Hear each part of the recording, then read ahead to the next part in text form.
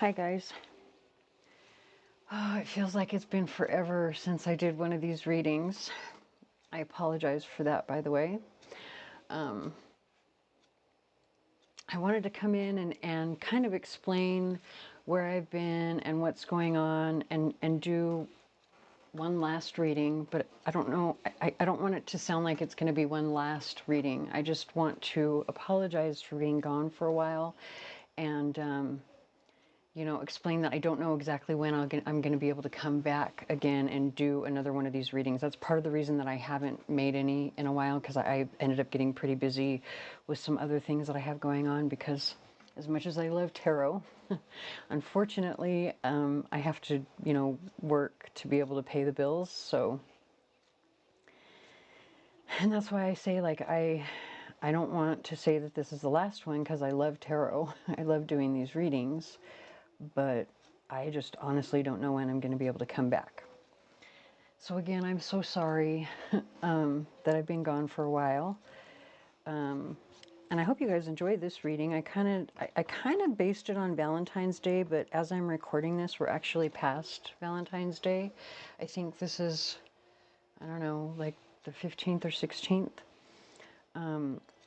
So I'm going to call these just love readings, because they are being recorded in February. But the time period, we're going to just call them timeless. Anytime that you see it, if it resonates for you, it's meant for you. As with all of my readings, like, if it doesn't fit, please don't try to make it fit. That's something that I always try to stress to people. Like, look at these readings as a form of entertainment, unless it comes to be that it makes sense, that it happens in your life, right? Because if you stress on, oh, this tarot reader said XYZ, you could end up, doing more harm to yourself than good, and that's not my intention ever. My intention is to help people, especially if something that I'm saying confirms something that you already know, or that you've already been feeling, or something to that respect. So with that said, what we're going to do today is, and by the way, also, I'm not a doctor, lawyer, or accountant either. So if you need advice in any of those areas, please consult a professional. Okay, so with that said, we're going to do a pick a card reading today. I think, well, I have an outline. I'm praying that I'm able to stick to this outline, because I've had a lot of practice at this lately, doing reels on Facebook. And actually, if you're watching this and you're one of the people that does follow me on Facebook or TikTok, then you will have seen a shorter version of this reading already in the reels. So we're going to start with this deck here to give us like a general overall, and then we'll move through the other decks. I'm going to do some AstroCharms at the end, but for right now, let's go ahead and let's go ahead and get our groups chosen. So take a minute to just breathe with me.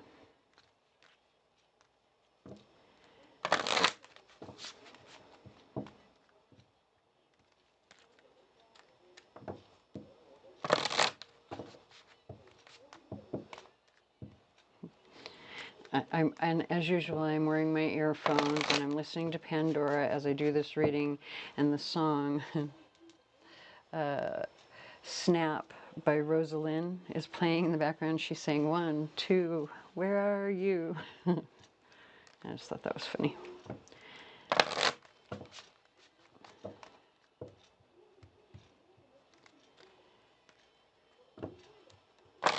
Okay, we'll give it one more shuffle. Oops.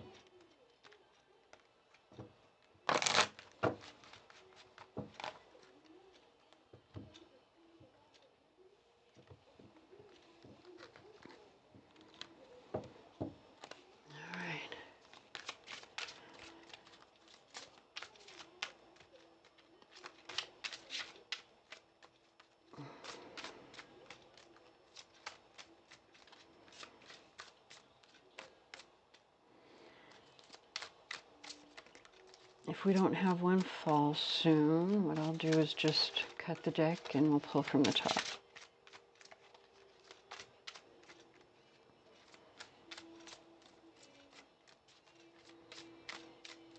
I do feel like that one wants to come out though. That's going to be the first one. I may have to move our other decks just to make sure that we have room.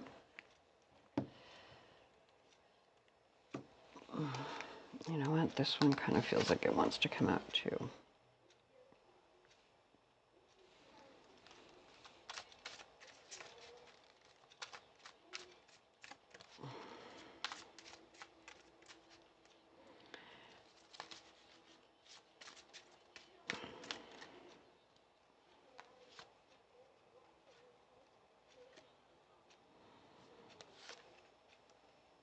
Give me 1 second. 1, 2, 3, 4, 5. Yeah, okay.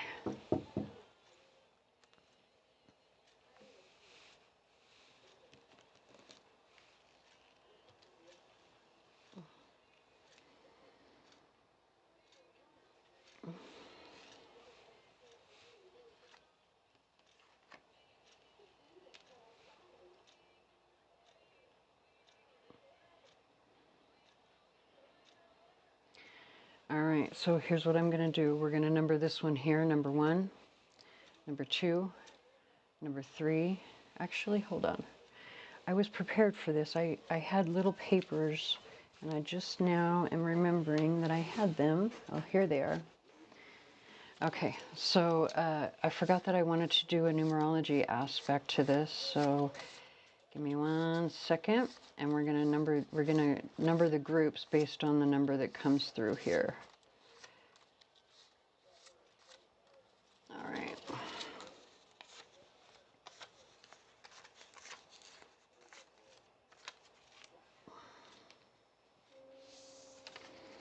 All right, so we have number 22, number 44, number 11,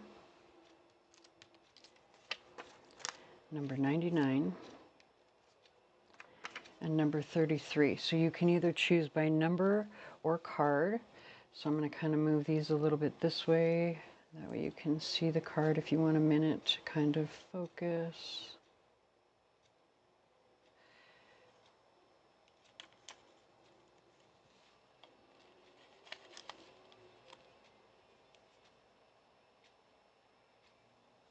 All right.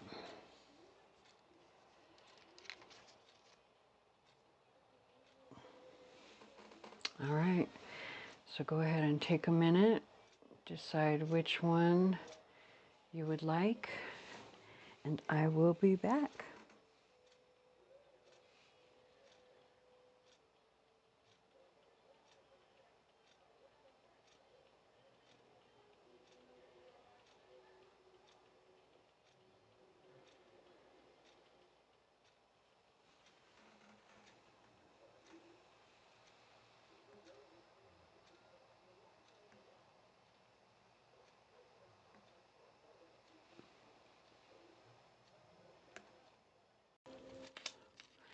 Hello, group 1.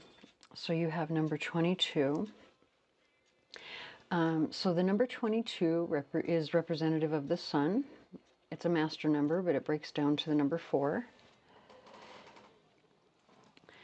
So we're going to talk about that in just a second and the reason why that's important. Before we get to that, what I want to do is I just want to tell you the name of this card. We're going to talk about what this card represents after we're done with the cards as well. But this is Fand, okay? So she is the daughter of Flides, and I don't know if I'm saying that correctly. Please forgive me. I've only ever read it in books, so I'm not exactly sure how to pronounce it. But as I say, we're going to get to that in just a minute. Before we do that, I want to go right into the reading because this is going to represent a general overall energy, but before we talk about it, I want to get the cards laid out. So we're going to be doing a 9-card box spread with the Lenormand, and I actually may have to move these out of the way a little bit just so that I can have enough room.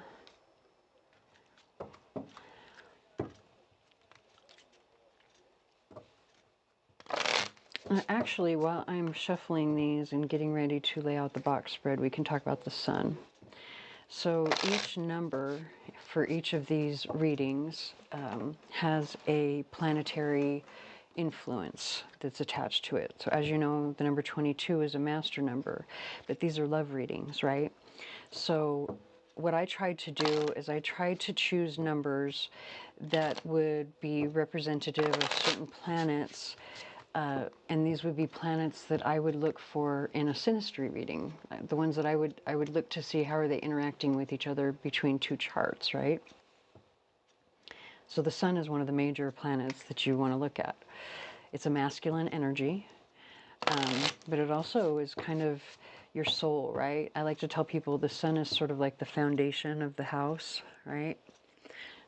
The moon is like the interior, what's happening on the inside, and then your ascendant is like the exterior and the yard on the outside. It's what everyone sees when they first come in, but it's also the decoration, the style, the color that you have on the interior. So it's how you present yourself, right? So we can look at it in those two terms, but the fact that it's masculine actually is what's most important to this particular reading, and it has to do with our fairy enchantment card. So give me one more second to get these laid out, or at least to get these shuffled, because I just like to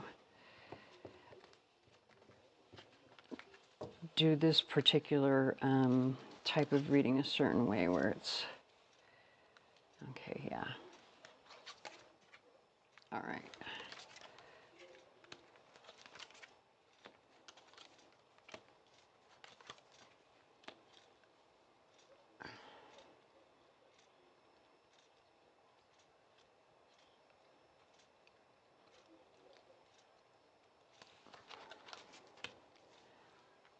Hopefully you guys can see those pretty good.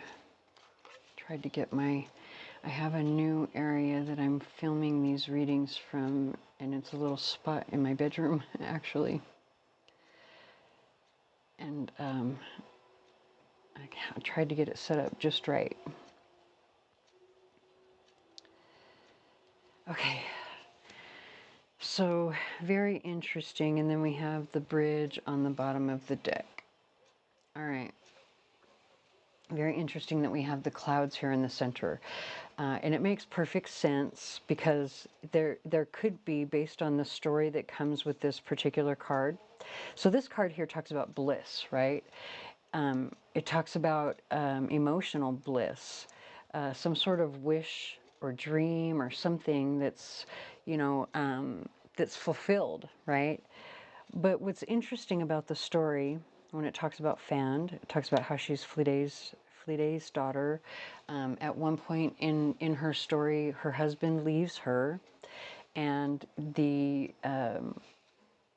great warrior Cuchulainn comes and he agrees to slay her enemies, but he tells her that he will only do this for sexual favors. Now apparently they fall in love and like everything is all good in the end, but it's that one part of the story that does leave a little bit of a question, right? And so it's just interesting that this particular card came out. Maybe this is something that you are already questioning. Maybe there's something that's coming, some sort of relationship that's coming into being for you, but you question the person's motives in some way.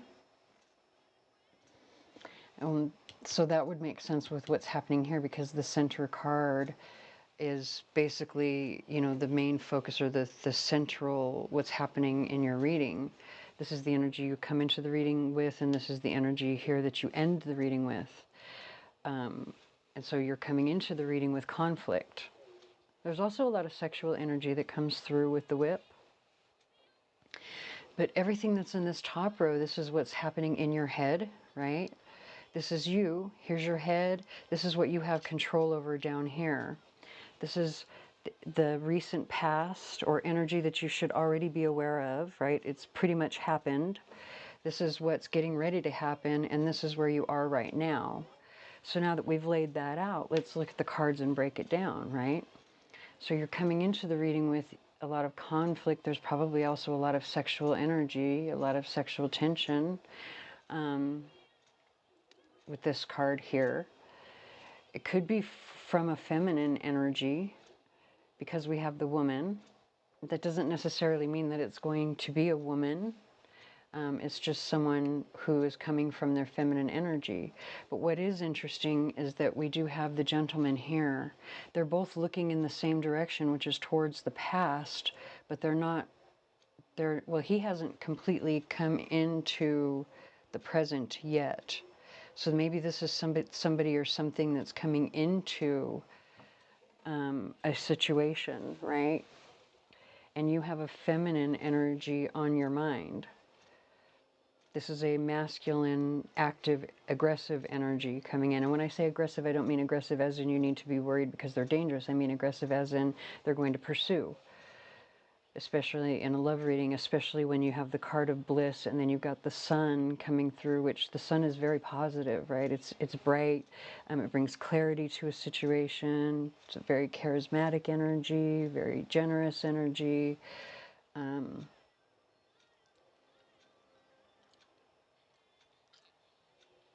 Could be that the person coming in carries those qualities. Could be that the person on your mind is carrying those qualities. You have the birds twice. So this, I tend to see this bird here as more of like a wisdom type of energy. And this one here, because there's, you know, there's three birds, there's two of them, they've got their heads turned the opposite direction. So maybe this is like gossip. It doesn't have to be, it's just some sort of conversation. If it's not gossip, the birds' heads are turned away from each other. So there's still conflict here, or at least not seeing eye to eye, right? But it is a conversation. And it's saying that it is something that you have control over. Up here, let's finish this row up here because this is a conflict over whether or not to get rid of this feminine energy here. To cut this feminine energy up there off. And so when we talk about feminine energy, this is someone that is not going to pursue. This is someone that's going to sit back and receive or attract. Or at least that's what they're expecting. Maybe that's why you want to cut them off, because they don't really do much. Especially because you come into the reading with confusion and conflict here. And then you kind of end with just more conversation. At least at this point, you're ending with just conversation, right? But it is saying with the bridge on the bottom, it's building a bridge to something, either probably something better. And there, you know, just as there are in this story here, there are three people in this reading here.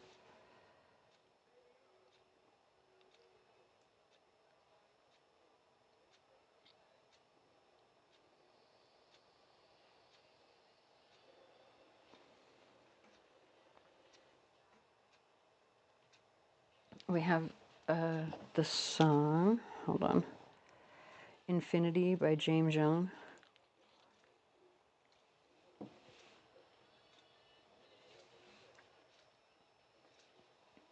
So this card overall is actually a very positive card. I do not want you to feel like this reading here is negative in any way. I don't think that it's negative in any way, because this card talks about emotional fulfillment, like long-term, like literally they fall in love in the end, right? I can read to you what it says at the very end. Like it works out for the best. It says, because she's a sea goddess, I believe. Yeah, she's a sea goddess. She's associated with sensual pleasure, happiness, peace, and honor. Her name means pearl of beauty. She is the beautiful daughter of the forest fairy Fledace. She dwells in her palace of the sea and on misty islands in the middle of lakes. As a shapeshifter, she can transform into sea animals and birds. In her seabird form, she flies with a flock of enchanted birds, each pair joined together by a silver chain. She flies with her sister, and when she flies with her sister, she's connected by a golden chain. So it says, after a quarrel with her husband, Manannan, he abandons her, and she is then attacked by the Fomorians and sends for Cuchulainn, the great British warrior, or excuse me, the great Irish warrior. I need my glasses. He agrees to slay her enemies in exchange for sexual pleasures. She agrees to his terms, and he destroys her foes. It says that he and the fairy queen fall deeply in love, dwelling together in idyllic bliss, binding the mortal world and the otherworld realms of fairy. This card represents an idyllic state of peace and bliss where hopes and wishes have come true, particularly in the areas of emotional fulfillment. It says, on an inner level, fan can symbolize an emotional awakening of your soul and feelings of inner completion. Dreams will manifest in your material environment, leading to lasting joy and success. This time of emotional stability often relates to your home life or family, bringing promise of lasting contentment and a loving environment. Happiness and prosperity are on the horizon. Fan indicates a period of close harmony with Awen, often after a time of trial. You will feel at one with the universe and in touch with the flow of Awen. Engage deeply with these energies, like life is ordered and fulfilling and everything is in perfect harmony. This peaceful sense of happiness should be enjoyed open-heartedly and with great gratitude. Make a list of 6 things in your life that make you happy and give thanks for each. So I didn't mean to read all of that, but I felt like it was important to the story that you hear exactly how positive this card is, because so far at this level of the reading, there's still some question as to what's going on. Now down here, it's saying, you know, the only way you can change, like the question up here is to have a conversation down here, right? And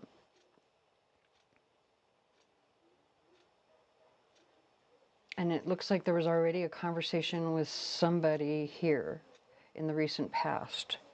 If there wasn't a conversation, this is just your intuition letting you know that it's time for a change, or maybe you have just been feeling in your head like, look, it's time for a change, and it's because of XYZ, which are probably all very wise reasons, right? Very good reasons.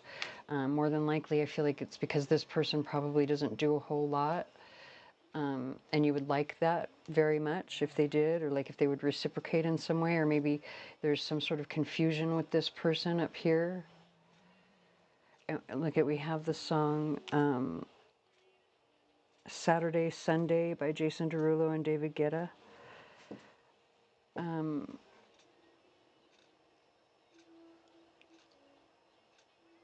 But what's interesting, okay, because we can't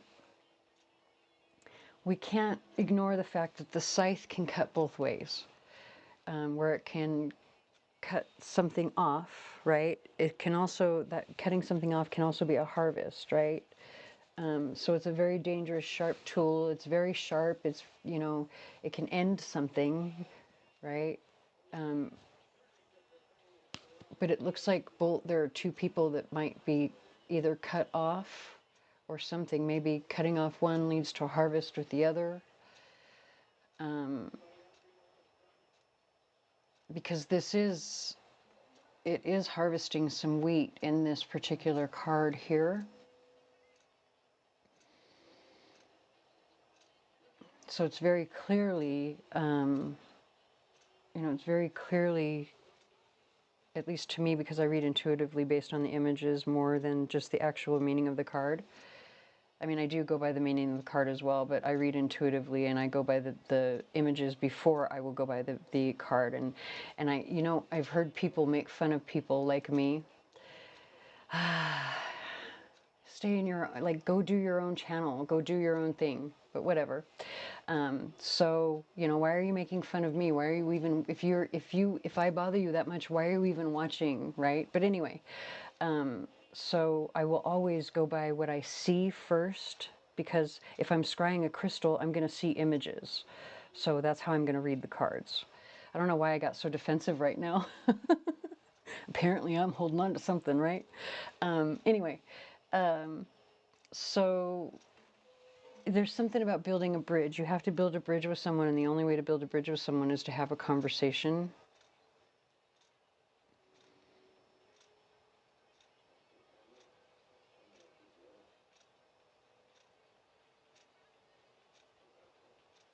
I'm listening to the lyrics on this song. It's talking about someone saying they want all of your time. I mean, that can be good for a little bit, right? I don't know. It's just, that's just my opinion. I'm just going by like how I would feel about that. So let's go ahead and get some clarification here with our little mini tarot. I don't want each one of these readings to go on for too long because it'll take forever for this to upload to YouTube. And I have tried to make this video so many times. I don't know if it's, look, I gotta be honest, I don't know if it's because I was trying to make this video as a goodbye, even though I'm not really saying goodbye. Like, I hope I'm not saying goodbye. I don't plan on it, but if I do, I'm so sorry. It's just that right now I don't know when I'm going to be able to come back and make any more of these videos. I don't think I can stay on a schedule with it. And it felt rude to just stop and not say anything ever. So here I am making this one last video, but every time I've attempted to make the video, something's happened. And you know, if you've watched any of my other videos, you know I have a problem with technology already, so it hasn't been fun. But hopefully this one works today. I'm praying this one works today. It's like I'm blocked on every level. All right, so we've got the star coming over the whip. That's very good. Ooh, this one flipped in my hand. I didn't mean it to, but we're going to take it. It's temperance upside down. Now we have the devil on the scythe. We have the moon coming over the birds. We have the wheel of fortune on the clouds. The world coming over the gentleman. The strength card coming over the stork, the empress coming over the key. Oh, excuse me, the lovers coming over the key. We're gonna take it as the empress because I really did, like, I really thought that was the empress. I was seeing it as the empress, and then when I looked back, it was the lovers. So we're gonna take it that way. And then we have finally the Fool as your last card, and I love that because it's all about a new beginning. So this is like planning a new beginning, or that's what these two are. So. But also be careful because that card can bring a little bit of gossip with it. And like not so good energy from other people. And then look, we have the Emperor on the bottom of the deck. Okay. So, you know, here, this is some sort of new beginning. We already know that because of the Fool, but this is just confirming it with the Wheel of Fortune coming over the clouds. But to have the star over the whip, there's definitely healing over this conflict, absolutely, with the star card. But again, this star card is also confirming the energy of Fand here, so, or Fawn. I don't know how if I'm saying that right or not, but anyway, maybe the D is silent, I don't know. And then to have temperance come in the reverse over the woman card. So this is someone, there's something out of balance. We already knew that. It's definitely confirming it here. The devil is the one that kind of is very interesting to me. So remember I said the devil can cut both ways. So there's something toxic. It's not only toxic here, right? It's a potential, like, and it doesn't have to mean that there's toxicity coming from this person. I don't actually think that that's what it is. I think it's something toxic in your head, something going on in your own mind, because this is what's happening in your head, right? You have to literally cut something off. Whether it's thoughts of someone else or the way that you talk to yourself. This is something that's toxic to you. And I really feel like it's saying that's how you harvest all of this really good energy here, because you've got the World card coming over the gentleman. That's like the successful completion to something, or like something long-term or very satisfying, at least, even if it's not a marriage, maybe even if it's long-term, you know, that can mean different things to different people, right? But the successful completion to something here, and then there's like this new beginning here. So because this is a general reading, it could be that someone is cutting off a masculine energy, and for others it could be that they need to cut off a feminine. Where we have the strength and the stork card here, this is literally saying you have had this strength already, because this is the recent past. You've already had the strength to implement this change.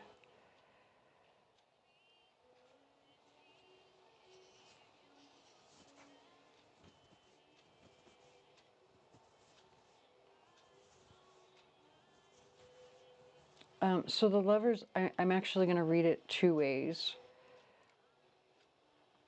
because the key card can be the card of soulmates, right? And like, I don't really subscribe to the whole twin flame theory. I think it's BS, but I do think that if you're very healthy and the person that you're with is very healthy, you can have a long-term, lasting relationship. It just takes work on both sides, right? Both people have to be actively working towards it. And so it's literally saying, like, in two ways with this card here. It's talking about the whole soulmate love relationship, but it's also talking about the key to what it is that you need to do is that you need to make a choice, right? It's literally a choice that you make to work on a relationship. And we do have the song Love You Anyway. Hold on. Oh, sorry, not Love You Anyway. It's Anyway by Cash Cash. But that's what they're saying in the lyrics, is love you anyway, or you love me, no matter what I do or say, you love me anyway.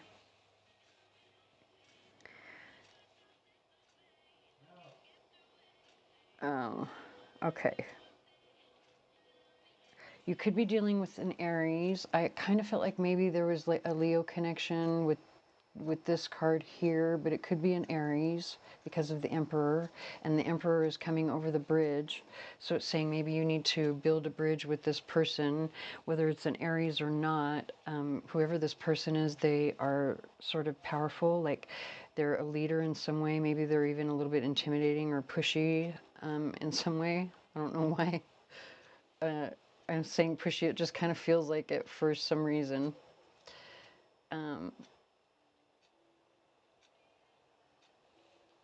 Okay, I think what we're going to do at this point, I didn't mean to do that. That was an accident. Ignore that. We're going to do some AstroCharms. That way we can get just a little bit more detailed for each of the signs. So how that's going to work is with my little board here. We're going to set it for Aries on the first house, which is going to be right here. But each sign has their own house. So if it lands in that sign, it's going to be a special message for that sign. If it lands in the very center, that is going to be a message for everyone. Also the main message, right? If it lands off of the board, well, first of all, if it lands on any of these cards here, it's kind of added to the meaning of these cards, or a special message added to the meaning of those cards. But anywhere else off the board has a time period to it, okay? So let me go ahead and get my charms.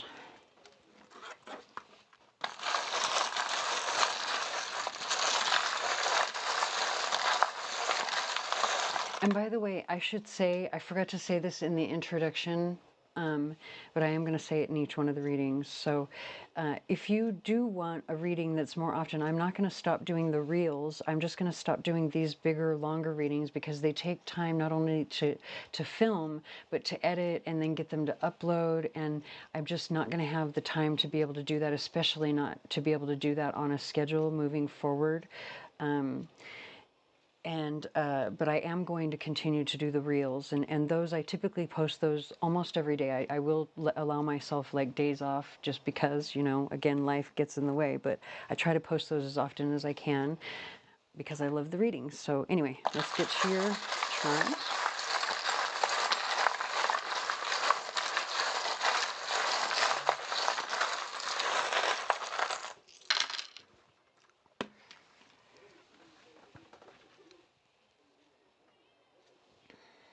All right, so The first one that I want to talk about here, this fell interesting. It's the yin yang symbol, and it fell upside down. So the way that I read the charms, anything that falls upside down on the board, I read that as energy that you're either unaware of or you are actively ignoring at this time. Okay, so you know which one resonates for you, or whether or not you are aware or ignoring.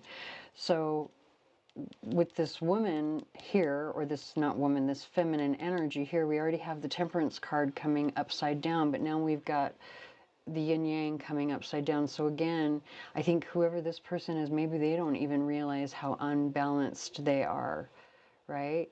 And if this is you that's ignoring how unbalanced they are, maybe you need to open your eyes. So that's number one. Okay. Now we have the song Unholy, Sam Smith and Kim Petras. Okay, we had another charm being the little, what I call the ice cream surprise cup. It fell off the board. It came here over the stork, which it's interesting because that has a little bit of a double meaning, especially with this particular charm. But then it kind of rolled away, and now we have this song playing in the background. So this is where I love how these readings come together, okay? So this particular charm is a special one that I put into my charm box because it belongs to my granddaughter, who is now too old to play with it. So because it was laying around, I was like, oh, that's like perfect. It can have special meaning of children or grandchildren in some way. It also has the meaning of a surprise, right? Now, when it comes and it falls on the stork card, and then I hate to say it, but we've got here the song Unholy, and it's talking about he left his kids at home. There's something about kids that could come as a surprise. So just pay attention to that. You know, let that resonate however it does for your situation. If you notice from this particular seashell here, and oh, by the way, I'm getting ready to do a reel that's just that kind of focuses on these seashells, but I have some ideas, I have plans for the reels, and this is one that's coming up, these little seashells. But we have the moon, so that's coming out here. It's in the center, but it's also coming out over Gemini or the third house, right? So we're going to read it two ways. So being in the center, this could be a message for everyone. That means the third house is going to come into play, which is the energy of communication, communicating your feelings. We already saw that in this reading as it is. But the moon can also talk about like secrets, things that you hide, right? A lot of times when you look at the energy of the moon, this is kind of where your shadow is. And so if you're a Gemini watching this and you have that shadow, it might be time to face that, especially with the piece of tourmalated quartz. We also have the helm here. So literally you are in control of this energy. You're in control of your emotions. You're in control of your shadow. You're in control of your own health and healing and your own protection with this particular piece of crystal here. And this also extends to your home life. So, you know, and family. So this is coming over both of these houses. This is siblings, peers, but also anybody that's living in your house, all of your neighbors, right? Anyone that's sharing intimate space with you when it comes into the fourth house. You've got the $5 bill here. It's in the upright. So it's talking about positive changes that are coming in. You're in control of these positive changes. There's definitely, and by the way, this is for the sign of Cancer. That's also, so we started with Gemini, we moved to Cancer, but I'm reading from the moon and how they're connected. It's just how I read. So everything that I just said, specifically Gemini and Cancer, or everyone, but now I'm moving on to Leo. So if you see me moving around the board, you know I've moved on to the next sign if I don't specifically say it out loud. So now when we get to Leo, being the fifth house, you know, this is where there's a lot of work, busy bee, right? Because we've got the bee here. But this is also creativity, which is exactly in line with the bee's energy. We also have a piece of rainbow fluorite. So we're talking studying. There's either studying that you're doing around something creative, something that's a hobby, something that you love, something that has to do with children, because we have this particular charm over here. This can also be like, who, you know, what are you doing for fun? Like romantic things as well. Like who are you, like sexuality wise, right? Like, when you're talking about like intimacy, like sex in love, that's up here. But over here, we're talking about like romance, one night stands, that kind of thing, right? What kind of things do you enjoy? I'll just put it that way. And I just have to say, like, maybe this is something that you want to kind of explore with this piece of rainbow fluorite and the bee here, because, you know, bees represent honey. So, yeah. Interesting that we also have the moon coming over here. So now it's coming through twice. And I just noticed something else that I'll get to in just a second.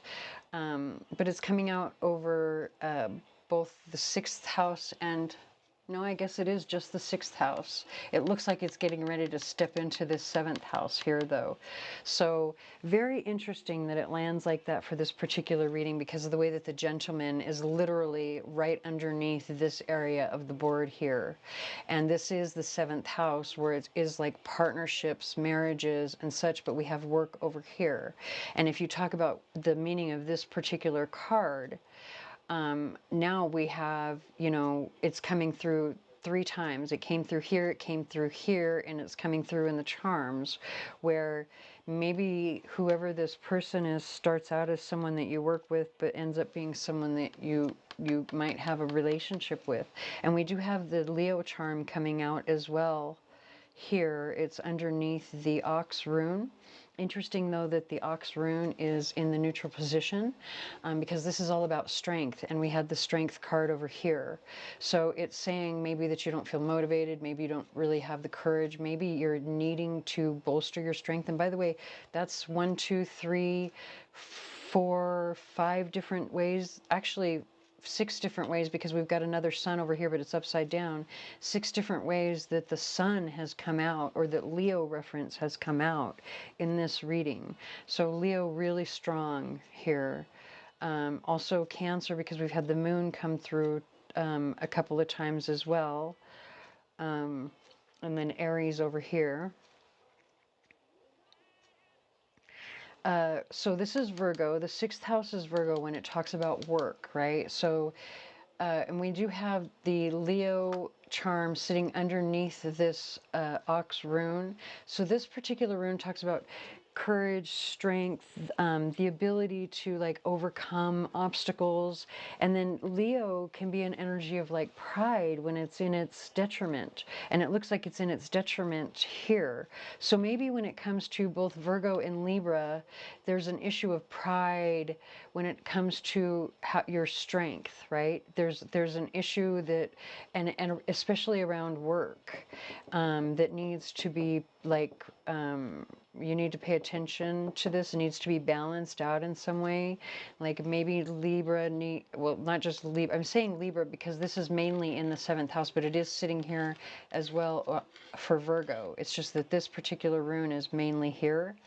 So maybe Libra and Virgo need to meditate, somehow balance their energy, right? Maybe you don't even realize that you're out of balance. Maybe a Reiki session or some sort of like deep energy cleanse, yoga, something would really help. You might even find it fun because of the Leo energy as well. Like that could be like a hidden benefit, because this charm is sitting underneath this rune, right? So this is what's stopping you, but it's also like a hidden blessing that can come from admitting something, how you feel about something. This could be happening as well, probably within several months from the time that you see this reading, because of where this fell on the board. This as well. Oh, and the surprise, I'd say at least 9 months to a year. But you know what? Geez, I just realized, you know, it could be a baby surprise, but, you know, we'll just see. Don't stress on that. Because if you stress on it, it's like you have to, like, you can't stress on that, right? whether you want it or not. You can't stress on it. You can claim it, but you can't stress on it. It's like the saying, you have to pray, you have to ask, and then let it go, right? You have to have faith. So coming over the 8th and 9th houses, we have want to cuddle and watch horror movies. So this is like Netflix and chill, right? Which is very interesting because that's coming in the house of like intimacy and sex. So that might be kind of one of the keys, right? Getting to know someone, even all of the stuff that might be really ugly, because it is, let's watch horror movies, like let's get intimate, especially with these two houses. These two houses are about intimacy, but the 9th house is also your higher self, right? Your traditions, the things that are different. So yeah, and this is for Scorpio and Sagittarius because it's sitting on both houses. So if you're looking for love, literally, you need to take the time to get to know the person that you're interested in before you try anything, I think. Especially because all of this that I'm talking about right here, from the ox rune over to this other sun that we haven't talked about that's over here, all of this is also touching the center of the board. So this is for everyone, but mainly for Scorpio and Sagittarius, which means everything here is connected to everyone that we're talking to now, between Virgo to Pisces.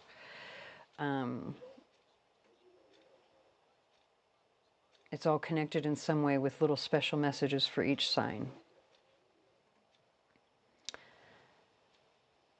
Okay, so let's move on to Capricorn.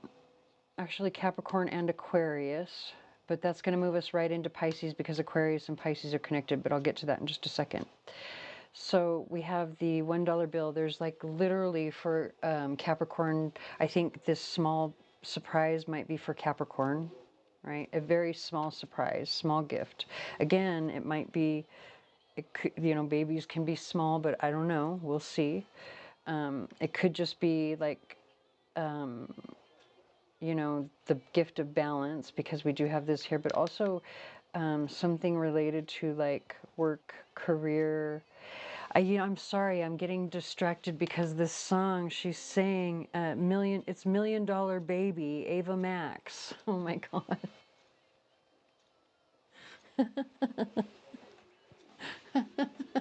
I'm not making it up. I swear to God, I hope you could see that on there. I am not making that up. Can you see that? That's my fucking Pandora. Either it's listening to me or what. But anyway, how can it know where the fuck I am on the board? Like, so that it times it just right, okay? You can't make this shit up. Anyway, oh, that's so funny. Oh my God, okay. You know, when it's saying $1 Million Baby, maybe that's why it's a surprise. Maybe somebody thinks that they can't have children. And like maybe a Capricorn thinks that they can't have children. Or maybe they've tried to make it so that they can't have children and then it happens anyway or something. I don't know. Let's move on to Aquarius. So with that $1 bill in the upright, so this is some sort of small surprise. So for Aquarius, you've got the bright ass sun, but it's upside down, right? I don't know if you can see that. Look at how bright those rays are, right? So again, being upside down, either you don't see it coming, and that would make sense because of it being a surprise or something good coming in. But I think more likely this is going to be something that answers a question for you, brings some sort of clarity. You're like, holy shit, you finally see something, you finally understand something. And again, that now for Aquarius, that might be, you know, an abundant surprise, because I can't help but notice, I don't know if you guys see the way that this $1 bill is folded. It's literally folded to where the edge that's going up, like my fingers, is sitting right on the edge of the house that separates Aquarius from Pisces. So this is literally only that where it's an abundant surprise or an abundant clarity or something that answers a question that's for good, right? It's positive. That's only the message for Aquarius. And I'm not saying that it's not going to be positive for Pisces. I'm just saying that there's something, some sort of something. I think for Pisces, it might be more likely this is something that they were trying to ignore, and now they see maybe that they can't ignore it, to be honest.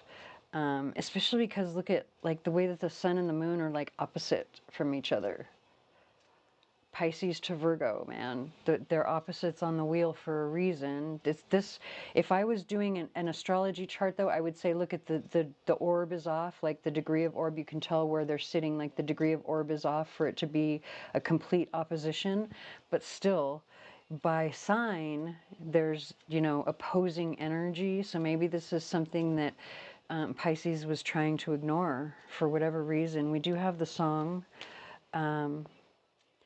Sleepwalking, all-time low. Okay, so at this point, what we're going to do is we're going to pull a final thought from the Troll's prophecy.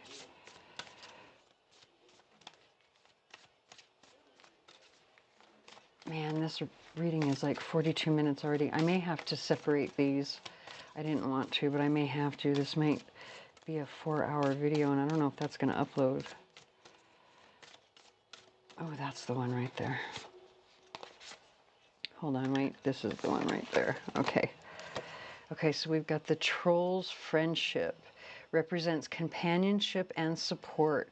This card suggests that you have a strong support system and that you should rely on your friends for help. Just make sure you don't end up with a group of backstabbing trolls. Okay, so I hope that resonates. If it does not, please stick around. Well, you could stick around. Please stick around. I don't know when I'll be back, but there are definitely other readings on the channel that might resonate for you.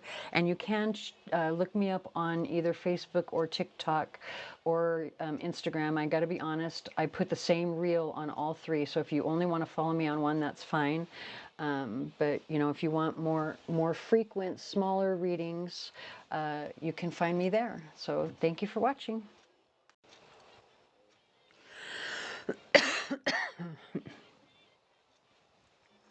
I apologize for that. Hello, group 2. Hello, group 2. Okay, so it's so funny that number 99 came with this particular card here, because so as I explained for the first group, the numbers that I chose, they actually have a planetary correspondence to each of them. So the number 99 corresponds to the planet Mars. And the reason that I did that is because we're looking at love readings, and I wanted to bring in the energy of the planets that I would look at if I was doing a synastry reading in astrology, right? And so there are certain planets that I think are important to a synastry chart.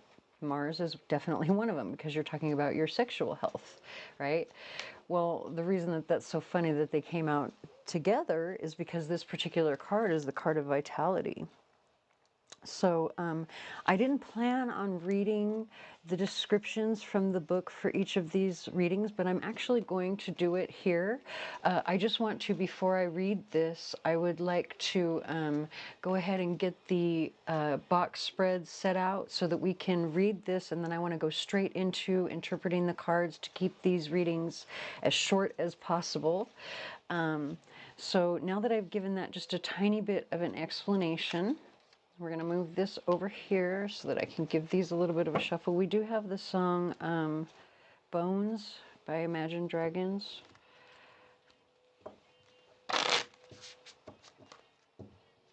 So just breathe with me for a minute. So interesting that this song is playing in the background too, because Mars energy is very impatient. And so it's saying, my patience is waning, is this entertaining? So interesting. All right, one more shuffle and then we'll get them laid out.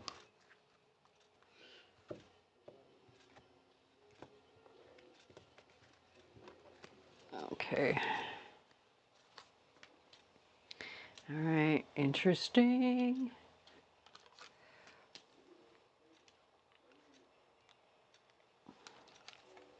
So we've got the garden, the snake, the mice. We have the key in the center, the cross. Lilies, Bear, Labyrinth, and Compass. This deck that I'm using has extra cards that add just a little bit of like extra nuance to the reading. It's one of the reasons that I love Sarah Marchetti, so I don't even know if I'm saying his name right or not, but it's okay.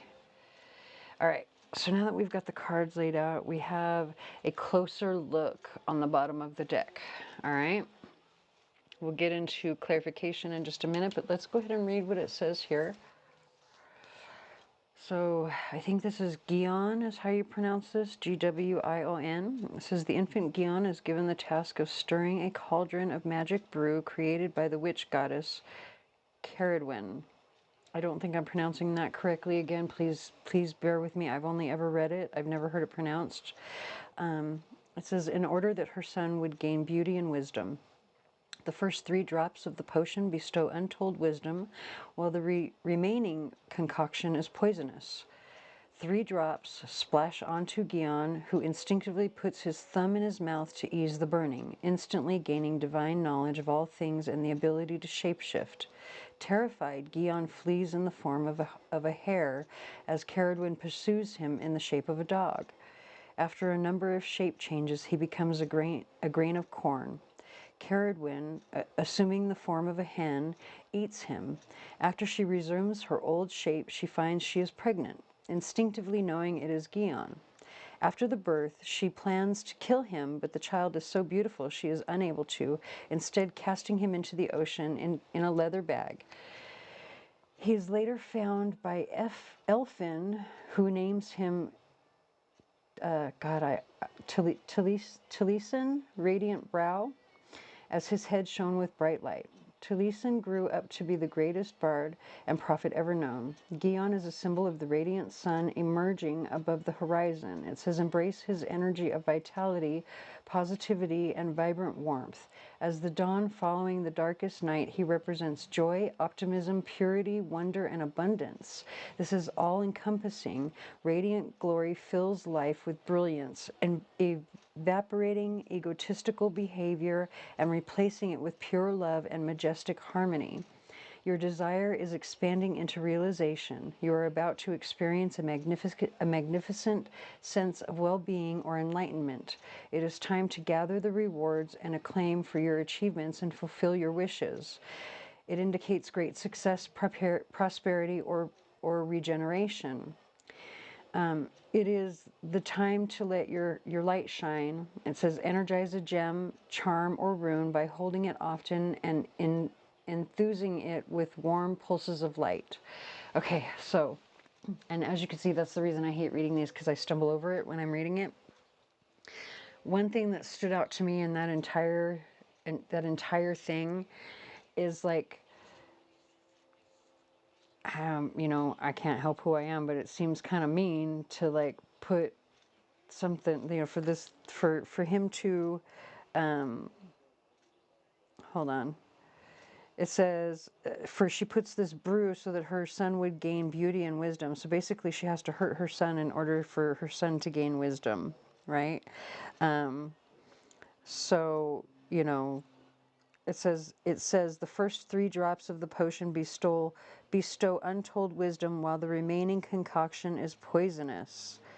So, in other words, in what I'm taking that to mean is that there's only so much information that you should know, because sometimes like too much information can be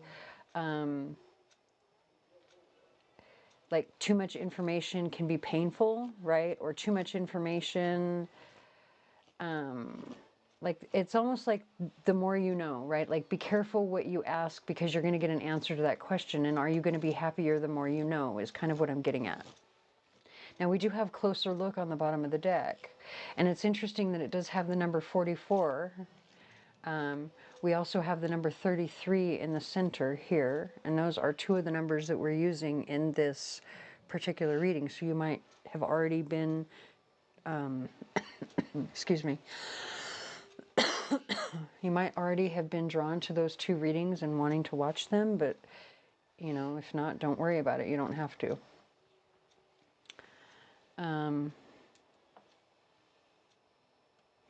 We have the song How Do I Say Goodbye by Dean Lewis. Interesting. So we're definitely talking about looking at a situation more closely because we want answers when we have the key here in the center. And it has to do with a group of people, or at least more than one person, because of the garden. And one thing that I forgot to explain, this first card here is the energy that you're entering the reading with, and that's because it's attached to the recent past here in this row. It's also what is on your mind. It's probably the reason that you came looking at this reading, right? There's a group of people that you're probably thinking that you need to pay more attention to because maybe you're thinking about saying goodbye to them for some reason. There's some wisdom or something. We're going to get to that in just a second. But anyway, so this is the energy you begin the reading with, or you're coming into the reading with, but this here is going to be the energy that you end the reading with. So just remember those two positions. The center card is what's happening. It's like the main issue that's happening, right? And it's because somebody's looking for answers. There are questions, right?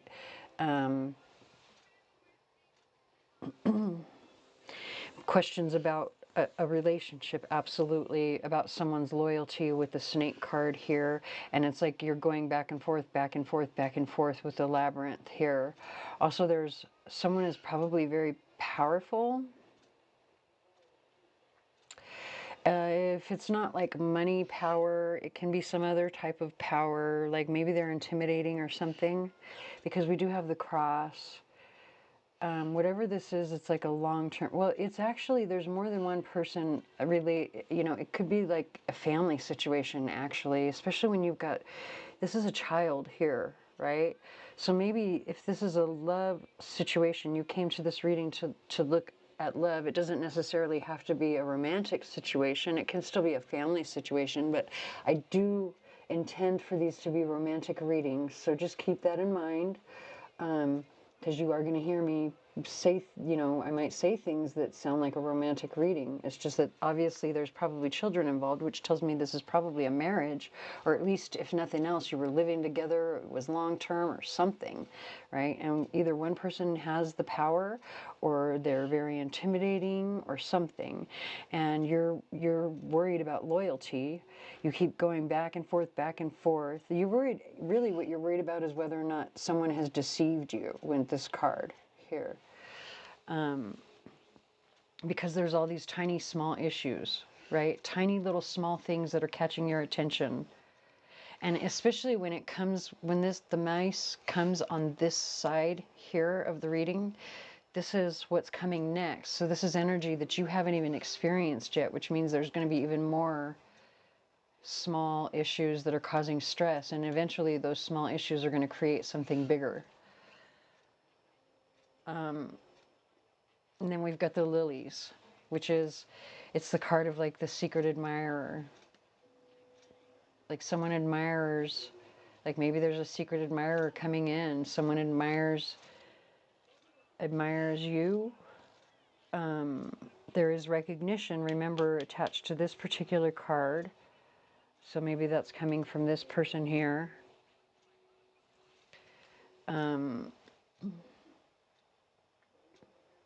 Maybe this person is the same person that you're questioning up here. Maybe you learn that they actually do admire you or something. And it's like finally, whatever this answer is here, there's finally a new direction. So, you know, it's like finally there's like whatever this answer is, I think it absolutely comes in because there's a closer look taken at the situation, and now there's a new direction, there's a new way to go, there's a new way to head. And so, yeah.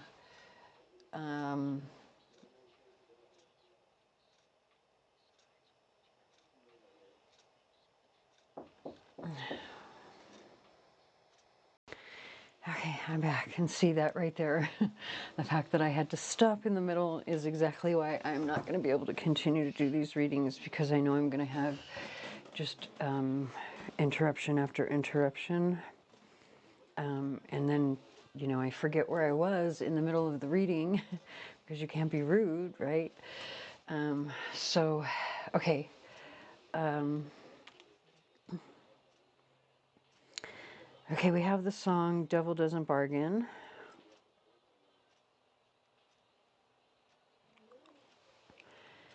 I forgot what I was saying, to be honest with you. I really did. I forgot what I was saying.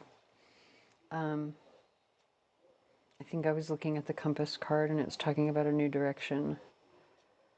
Interesting, though, that we do have the compass card coming after the labyrinth, because it talks, the labyrinth is literally a maze where you're stuck, you kind of can't find your way out of a maze, right?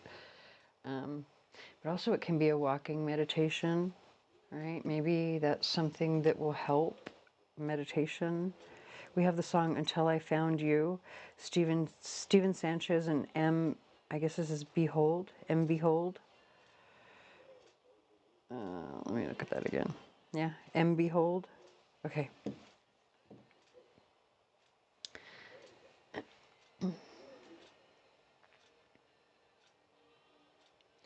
Okay, so let's get some clarification with our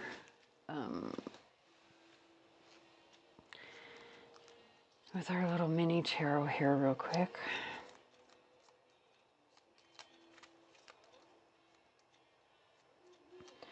I love these little mini tarot. The only thing is that I'm a little bit clumsy. I don't really, I didn't mean to do that. I don't really like to read reversals unless it happens when I'm shuffling, and it happens a lot with these, but I'm going to go with it when it does.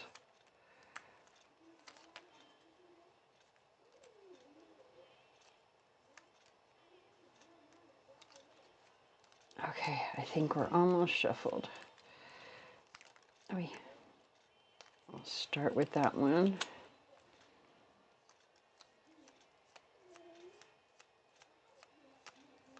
Actually, let's put it in the center because it's exactly how I would lay out our 9-card box spread. All right. Okay, so now we have the star coming over the garden. Very good. We've got the Wheel of Fortune coming over the snake. We have the Devil coming over the mice. We have the Empress coming over the cross. This is Temperance coming over the key. Now we have Justice coming over lilies. Interesting. We've got the Magician on the bear. We have the Fool on the labyrinth. And we have the Hermit on the compass. And that is going to leave the Chariot on closer look. Give me one more second. I'll be right back.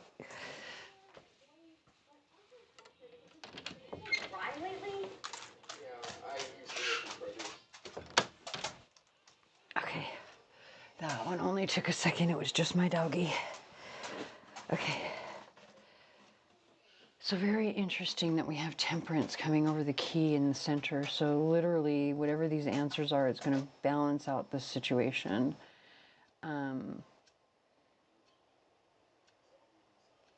And also very interesting with the Justice coming over the lilies card.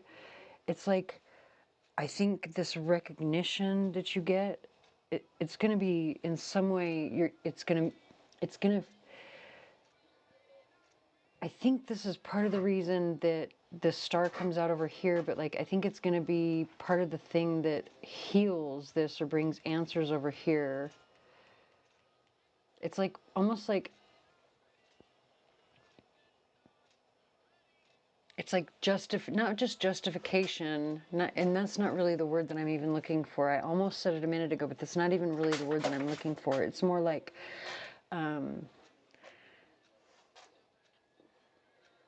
it's like something that you believed, like especially up here. It's almost like you're going to get the proof of whatever this is up here.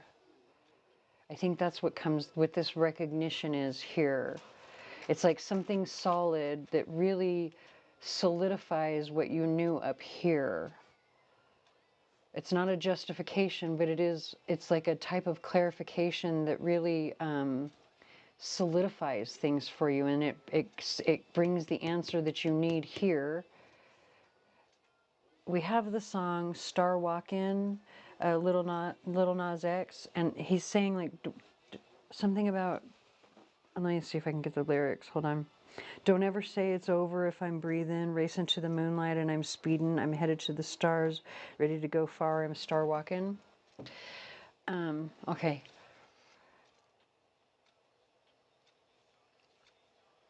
Also interesting when it comes to the compass, you've got the Hermit card. Literally, the direction that they want you to go is within. That's like the final word coming out here, and especially it's confirmed with the Chariot coming over the closer look. It's because you have some sort of inner conflict, like there's inner turmoil when the Chariot card comes out. It can also be a victory, but the victory comes after you've been able to overcome that inner turmoil. That's how you find victory. It's emotional turmoil. So that's what they're talking about here with the Hermit and the Compass card. It's literally doubling down. The Fool in the Labyrinth.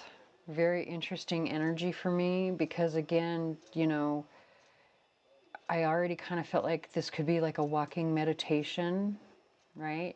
We do have the Temperance card as well. I feel like part of this energy here, like it's sort of doubling down because you literally, you can feel like you've been refreshed after you have a really good meditation or energy cleanse, right? You feel lighter, you feel you have more clarity right here. It's a new beginning, but what's very interesting is this particular Fool card is looking towards the past. So it could be a new beginning with someone from the past. It's looking towards the Magician card. The Magician card is sitting on top of the bear. And, you know, remember, I already felt like this was somebody who was kind of powerful. Well, the Magician is very powerful. The Magician is someone who has all of the tools that they need to be able to manifest whatever it is that they want. Literally right there at their disposal. So maybe this person has some money. I don't know. I often see this card as investments as well because, you know, the bear market, the like stock market, the bull and bear. But anyway,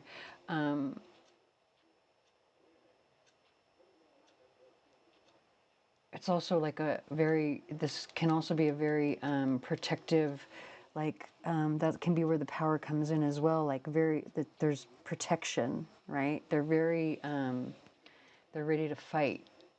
Not like in a dangerous way, but like they're ready to fight for you, or they're ready to protect you, and maybe that's what you're looking for.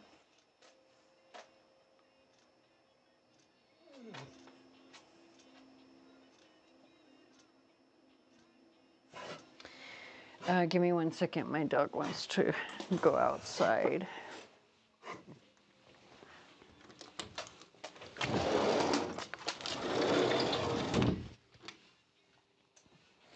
Okay.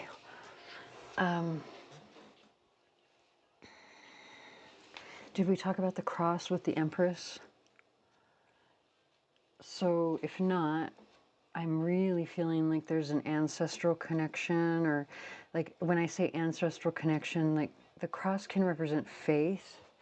It can also represent something very heavy, right? Like responsibility, something long term. But with the Empress there, I feel like there might be a feminine parent, like somebody's mother or parent involved in this situation.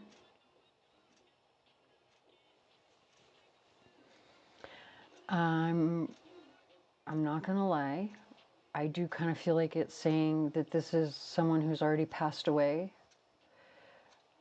We don't have the coffin here, but I just feel like it's someone who's already passed away for some reason. Like there's something about this energy coming through to say, it's almost like I'm guiding, healing, especially with, you've got the Star, the Empress, and the Magician, right? Like if you've got the Fool looking towards the past, or looking towards the Magician, and then you've got all this really positive energy that just recently happened, where maybe someone's I feel like someone's ancestors are like guiding something, some sort of help your way. Maybe that's why the garden is what we came into the energy with, because like maybe that's why there's so many people involved, because it does feel like there are a lot of people involved.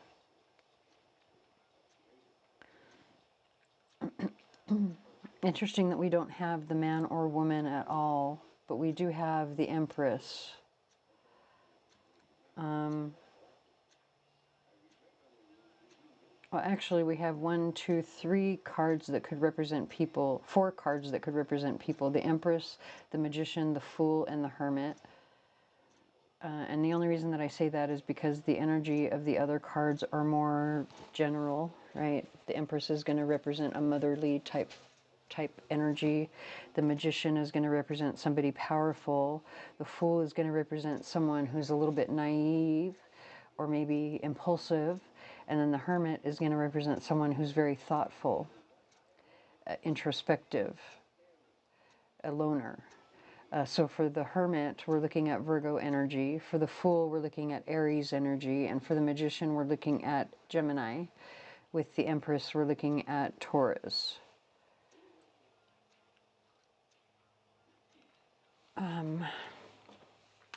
Hold on. We have the song Numb by Marshmello and Khalid.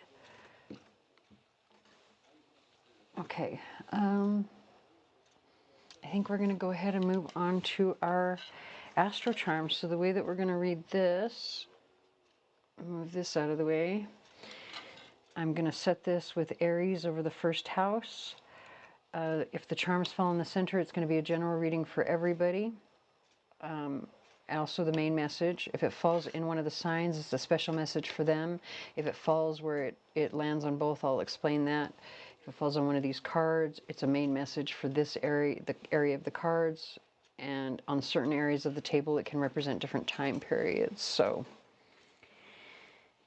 all right, let me move this over here so that we give it more chance of being hit by a charm if it wants to be.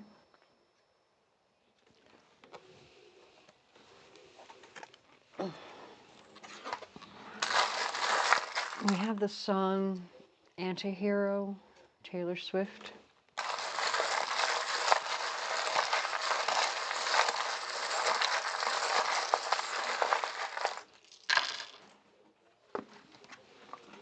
Okay. We have this shell that interestingly fell. Oh my God, I love it.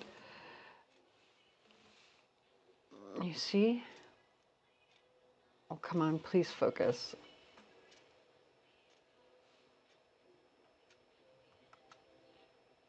Come on, focus.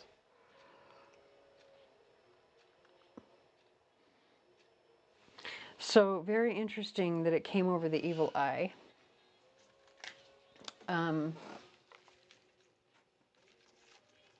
So I'm going to say the time period for that is probably going to be at least a year, but it's talking about protection. So if I'm looking at this one correctly, this one is the Eye of Ra, and it's not the Eye of Horus. And this particular Eye of Ra, the energy behind that is that it's actually, she's like the hand of Ra, right? She's a goddess who brings retribution to the enemies of Ra. So probably within a year, especially because we had the Justice card over here, there's some sort of justice, or I hate to say it, but retribution.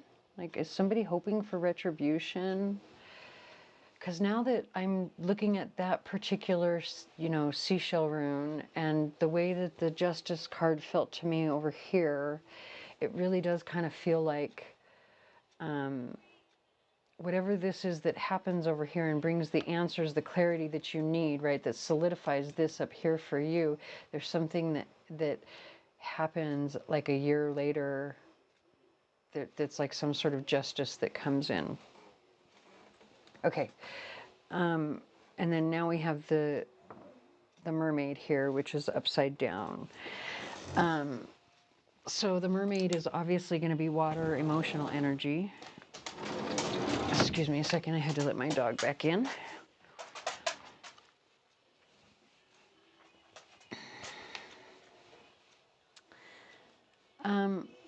It was upside down. I don't know if I've already explained that anything that falls upside down on the board, I typically read that as energy that you are either unaware of or actively ignoring, right? And so the mermaid myth, right, depending on where you read it from, it can go one of two ways, right?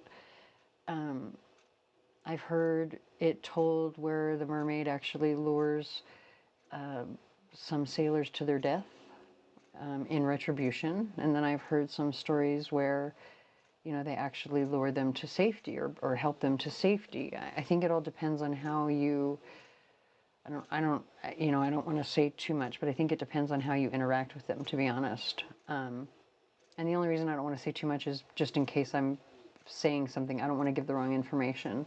I don't want to be talking about something if I don't know exactly what I'm saying and I haven't had a chance to double check what I'm thinking in my head to make sure that I'm correct. So the fact that it's upside down, though, and we've already had this energy kind of coming through here, and then with the Justice card already, and now coming through a third time where there's something about the way that someone has been treated, or like maybe someone's intentions. And I just realized, look at the tail of the mermaid, look at the tail of the snake.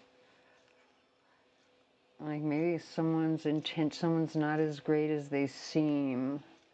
Like someone's intentions aren't as great as they seem, or something.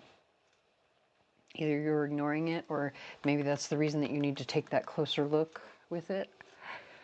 We don't really have anything in the center, but the letter N is kind of hitting the center. It's also hitting the sign of Pisces. So if Pisces is dealing with a person, place, or thing with the letter N, this is confirmation for you. And so I'm going to go backwards because I just feel like I need to for whatever reason. Here we have the letter A. So for Aquarius, but also Pisces, because it is kind of sitting in Pisces house a little bit.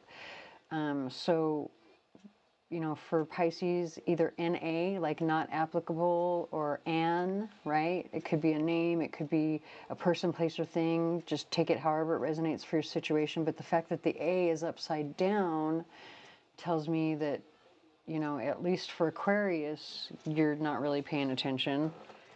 I don't know why I say that. Mainly because the N is in the upright in Pisces house. But it is possible that Pisces isn't paying attention as well. I don't know. Anyway, Capricorn is very attractive at this time with the hematite here, especially like your reputation. It's like you have a very good reputation. There's something about you that is very attractive to others.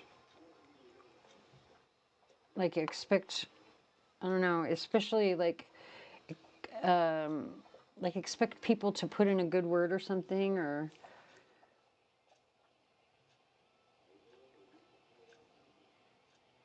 we have the song, hold on. She's All I Want to Be by Tate McRae. Interesting that that's coming out with this here. Okay, so Sagittarius didn't really get anything, but Scorpio has the mushroom here. So the mushroom is all about getting grounded. Mushrooms are also very healthy, right? So getting grounded is very healthy for you. It could also be talking about your eating habits. If it's not about eating habits, especially because we ended with the compass and the hermit, and just please, please, please always talk to a doctor before you do this, because there's always the chance of addiction, there's the chance of drug-induced psychosis, things like that. Make sure you always go to somebody reputable. And I'm not recommending this, I'm just saying that this is one of the possible ways to read this, is that because of this particular house, because this is the sign of Scorpio, and because we had the Hermit card with the compass, maybe doing some sort of like ayahuasca or something like that, or mushrooms maybe might help you. Microdosing I've heard that microdosing is something that people are doing now in terms of therapy, and you do have things like psychotherapy that come through in the 8th house, because intimacy issues come through to that house as well. So just take that however it resonates for you. There might be a need for some sort of therapy, or like deep therapy. We don't really have anything for Libra or Virgo, but for Leo, there's a harvest. There's definitely a harvest for Leo. We have this tiny little piece of moonstone coming out as well. So, very interesting. Moonstone is a very feminine stone, very receptive stone. So if you're a feminine Leo specifically, this is a harvest for you.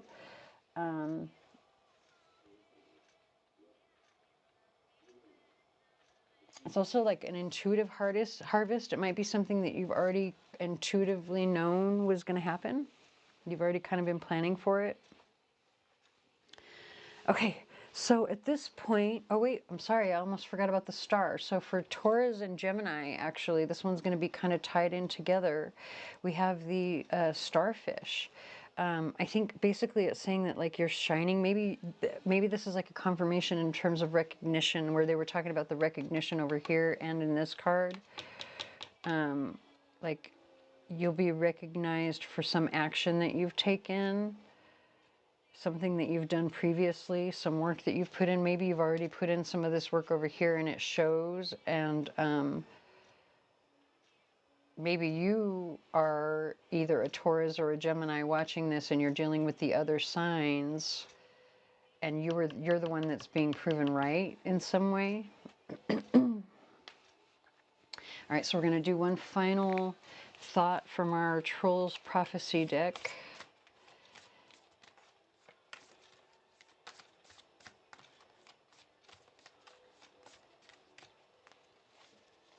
I'm going to use this one right here. Okay, it says the Troll's Judgment. Interesting. We had the Justice card, now we've got the Troll's Judgment. It says represents accountability and redemption. This card suggests that you will be held accountable for your actions and have the opportunity for redemption. Just remember, even the most terrible troll can change its ways. Ooh, very interesting. Very interesting. All right, so I hope that resonates. If it does not, please stick around. There may be another reading for you here on the channel that does. And by the way, even though I don't know when I will be back to do these readings again, if you are interested in more frequent readings, I have not stopped doing the reels that I create on, I post them on Facebook, TikTok, and Instagram. You can follow me on any one of those sites. Just know that I post the same reel on all of them, so you know, if you just want to follow on one, that's fine. You'll get the same thing. You're not missing anything. But yeah, thank you for watching. Hello, group 3. So I am recording your video yet again. I literally just did a complete video for you all the way through, and my software had a problem, which is something that happens to me quite often. It's one of the other reasons that I'm not going to be doing these readings as often anymore, because I'm constantly having a problem with technology.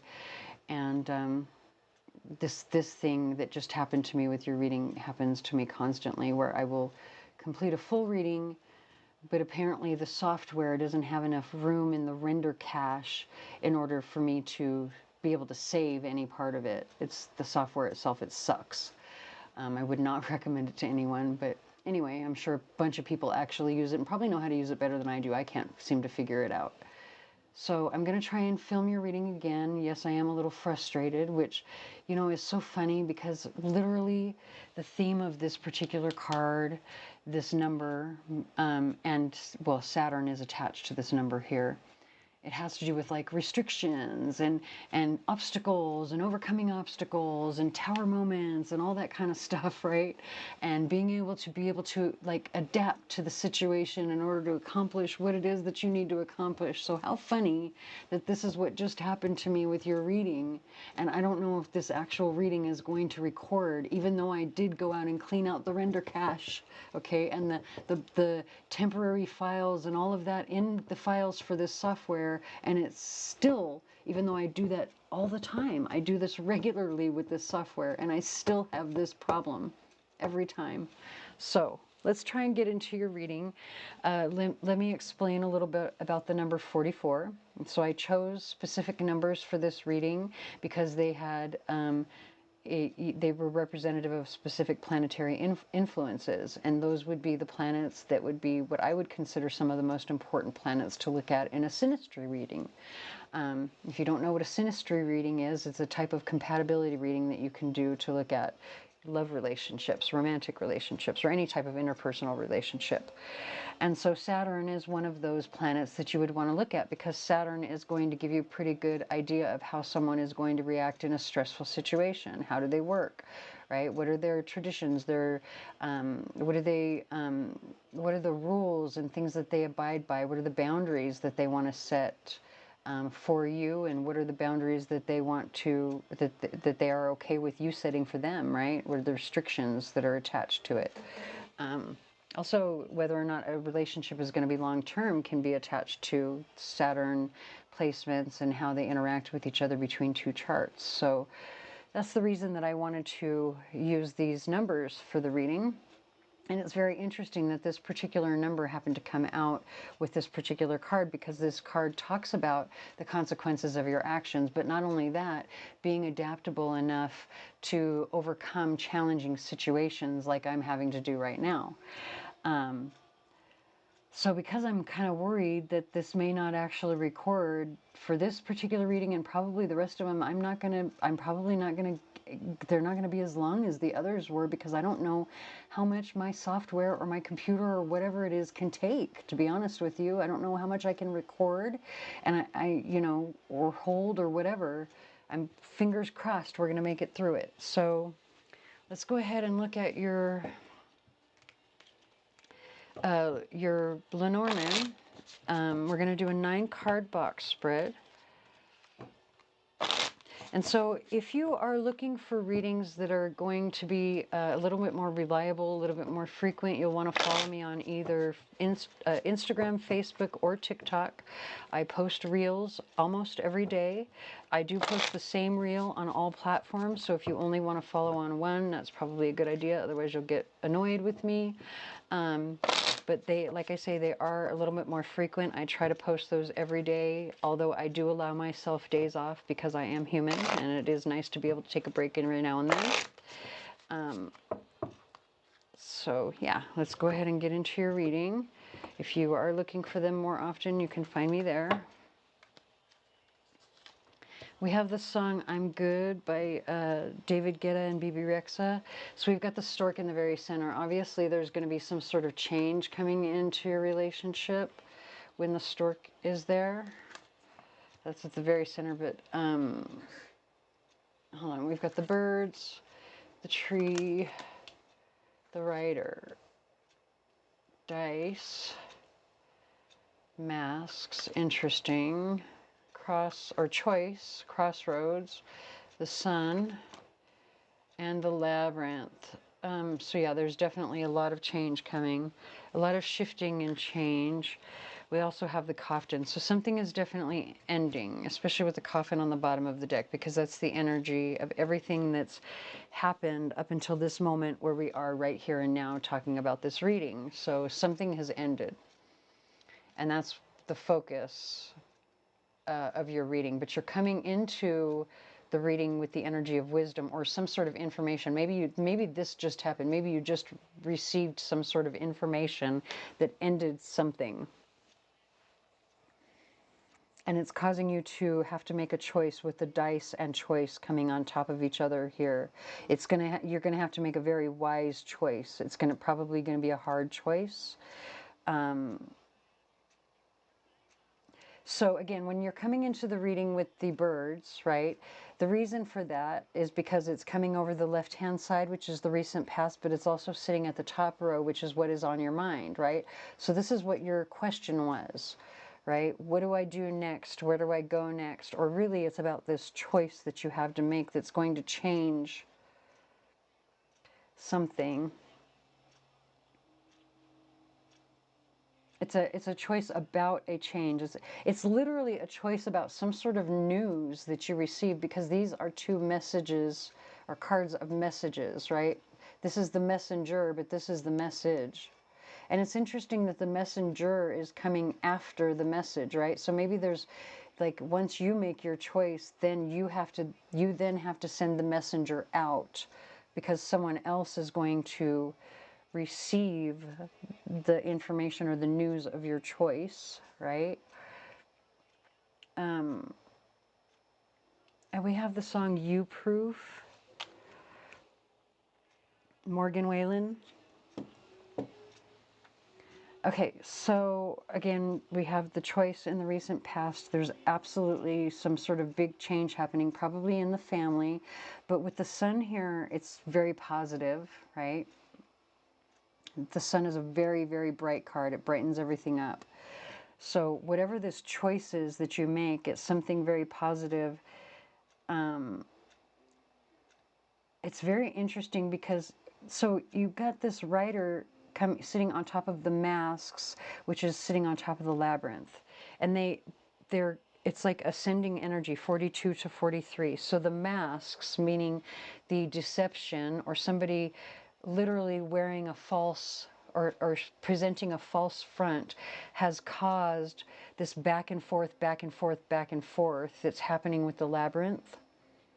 But it's also, and because this is the final card, or, you know, being that it's the last card on the right hand side is energy of what's coming next.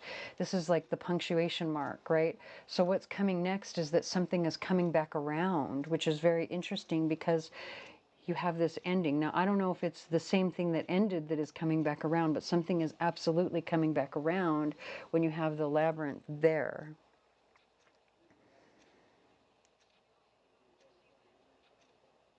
It's almost like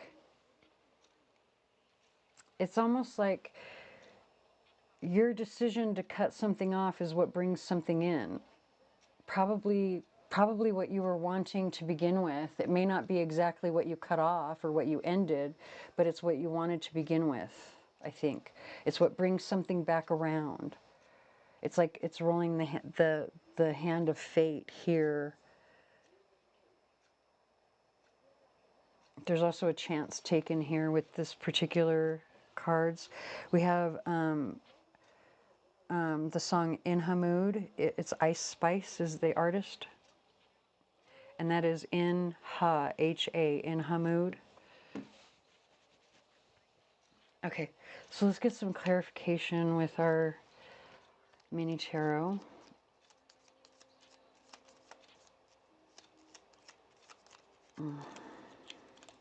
Okay, so we've got the Wheel of Fortune here in the center, which completely makes sense for me. And you know what? Let's go ahead and just start it there. So that puts Judgment coming over the birds. It totally makes sense as well. The Hanged Man. We've got Justice, the Emperor, the Devil, the Lovers, the Chariot, and then the Moon. And that puts the Sun coming over the Coffin. Dude, so interesting. So we've got the Sun twice, but in two different forms, because the Sun in Lenormand is not the same as the Sun in Tarot. The Sun in Tarot is like a great big yes.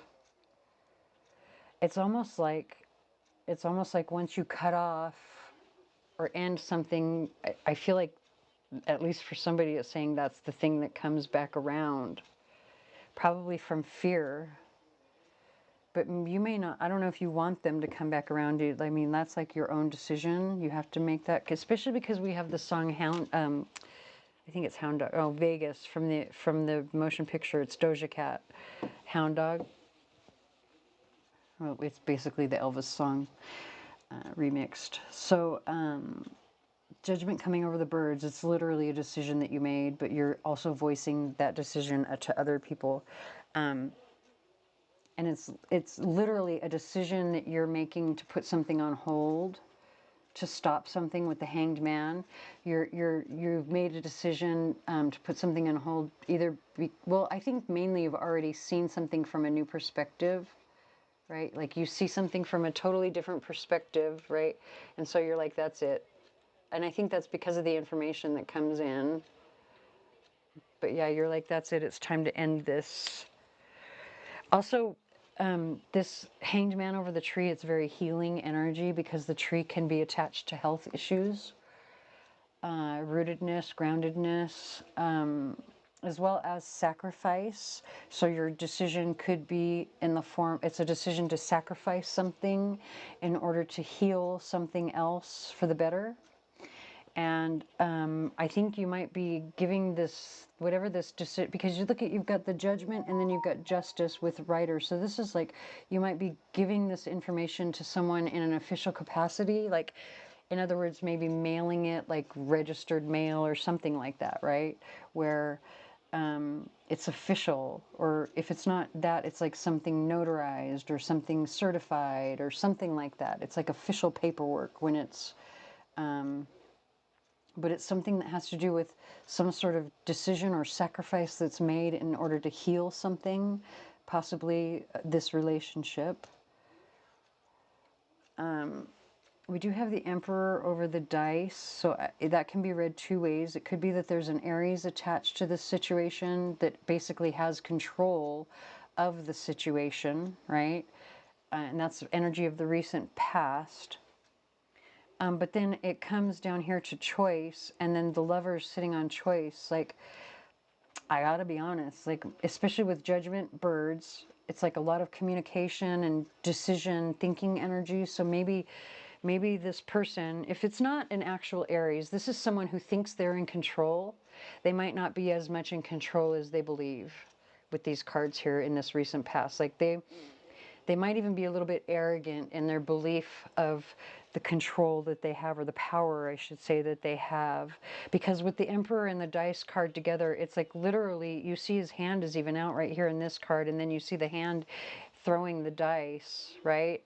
So it's literally, he's making the decisions. He's making the rules. He's the one who's in control, but maybe not so much. He's, maybe not so much. Maybe, I don't know. Especially because now we've got the stork with the Wheel of Fortune. It's more like hands of fate, change, energy, all of this change, decision change, thinking, decision change, but so, and there's something official. But I think whoever's watching this, if you are the Aries and you are watching this, you are the one who has control of this situation, right? And whatever decision that you make is going to be some sort of official decision, but I think it's also going to be a sacrifice on your part. And it's a sacrifice that you make in order to bring healing to the situation, in order to bring a change for the better, because that's what's sitting in your heart. That's what your focus is on. And I don't know if I mentioned, everything down here is what you have control over, right? So you have control over like your own inner turmoil, and also bringing clarity and bringing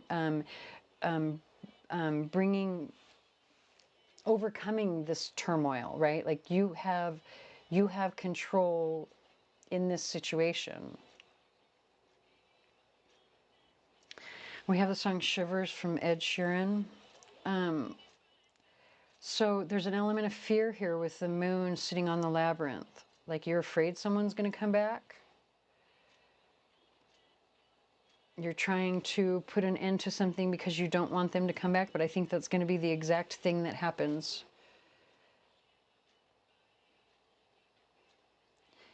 Whether that's what you want or not. Especially because we've got the devil over here, the devil on top of the masks. So we're talking about choices and healing, right? And how this choice up here is bringing healing. And so if that's the case, it brings healing over here as well, and it's healing over this toxicity. There's some toxicity. I think the toxicity is definitely attached to this person over here who is in control. it's because of the decisions that they're making that are toxic. And I think I almost said made. And that's why I kind of like drug that word out, making. I said making, because I wanted to say made, so that might apply somehow, but I feel like there's fear attached to something coming back. Probably there was fear attached to the decisions that were made and are being made, or that you're going to be making, right? And that's something that they're bringing your attention to. Especially when you have the sun coming over the coffin, it's like joy coming, because the sun is the card in the tarot. The sun is a card of joy, so it's joy coming in from this end. There's a joy to this ending, but it's also a great big yes. Especially because I was saying I don't think it's going to be the exact thing that you're trying to get rid of. I think with the sun coming over here and the fact that the sun card is always a great big yes. I think that might be the exact thing that you're trying to get rid of, is the thing that comes back, but that's what brings joy as well. It's like, it's so interesting. But we have the song Someday by One Republic. Okay, so let's go ahead and get to the AstroCharms, because we're already 17 minutes in, and I don't know, like I said, if this is going to actually record. So I'm going to talk very, very quickly. To explain that if it lands in the center, it's going to be a general reading for everybody, and also the main message. If it lands in one of the signs, it's a special message for that sign. If it lands on top of the cards, it adds to the meaning of that card. If it lands, you know, anywhere else on the board, there's a time period attached to that, but we'll get to that if it happens. All right.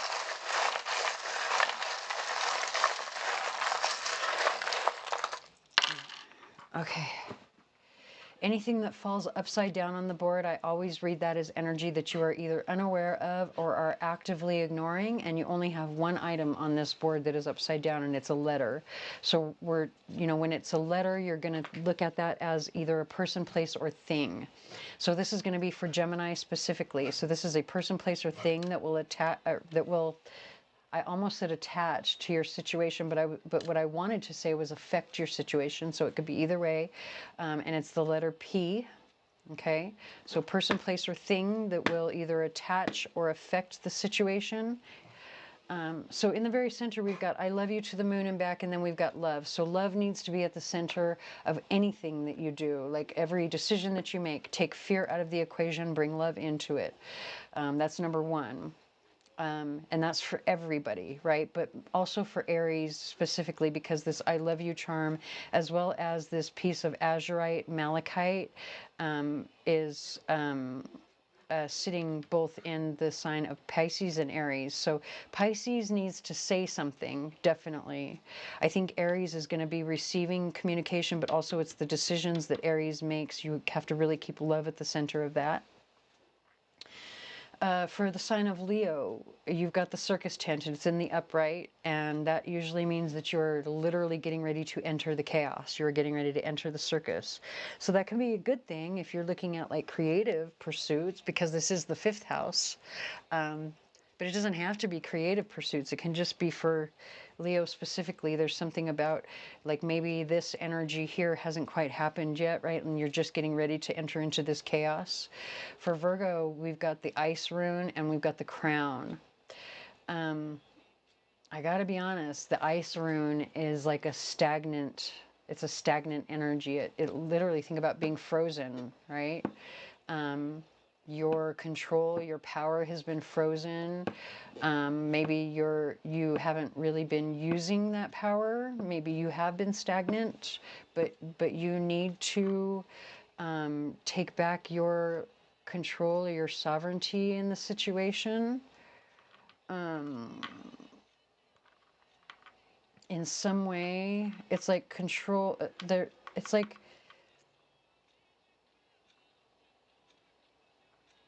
I gotta be honest, the crown is sitting like this. It wasn't sitting in the upright, and I've had the charms fall in so many different ways that absolutely could have fallen in the upright. The fact that it fell like this tells me the crown fell off somebody's head, right? And I think that's attached to Virgo.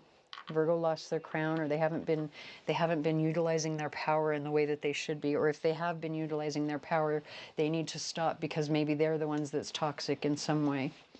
Coming up here to Capricorn, we've got this open book. I literally feel like it's saying you need to be an open book. Say what you think, say what you feel. Just, you know, like that's like the best thing that you can do in this situation, is, but also keep love at the center. We do have the song Forget Me, Louis Capaldi. So again, Pisces, you need to say something to somebody. You need to express yourself in some way. Let's get one final thought from the Troll's Prophecy.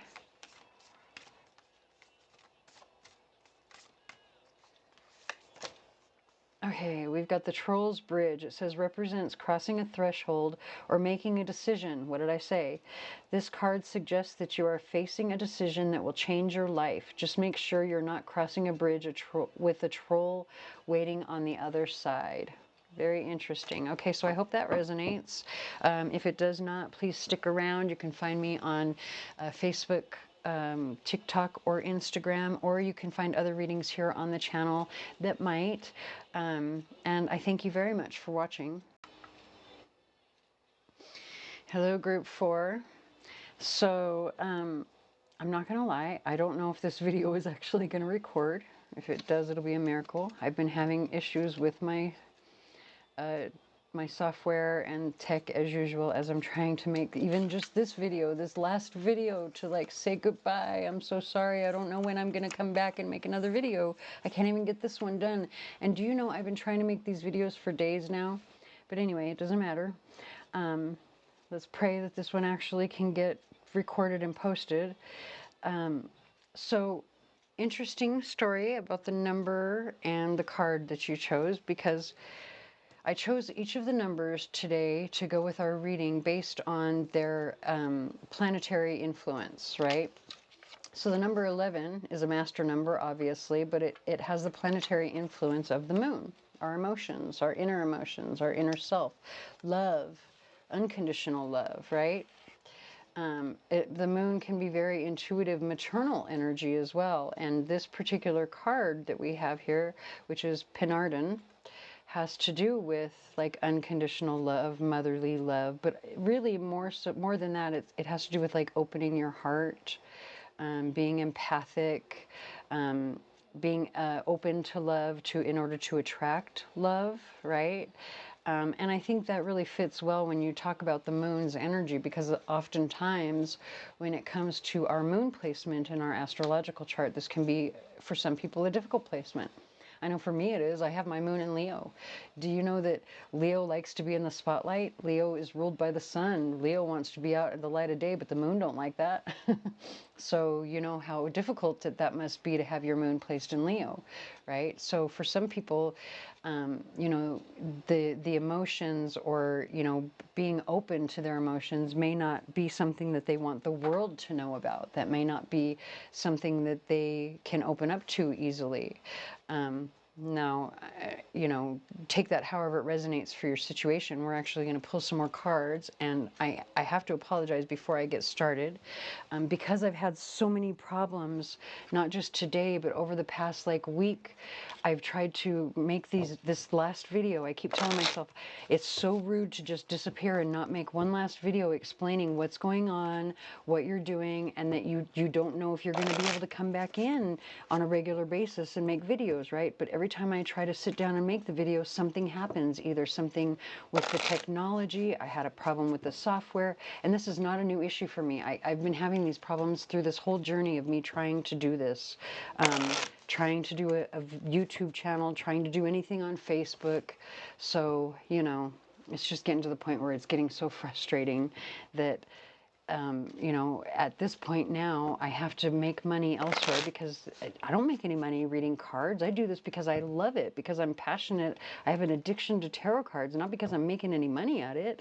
I've got to go and find work someplace else, which means I don't have the time to keep fighting with technology to be able to get these videos posted. So it's just frustrating for me. I'm having issues.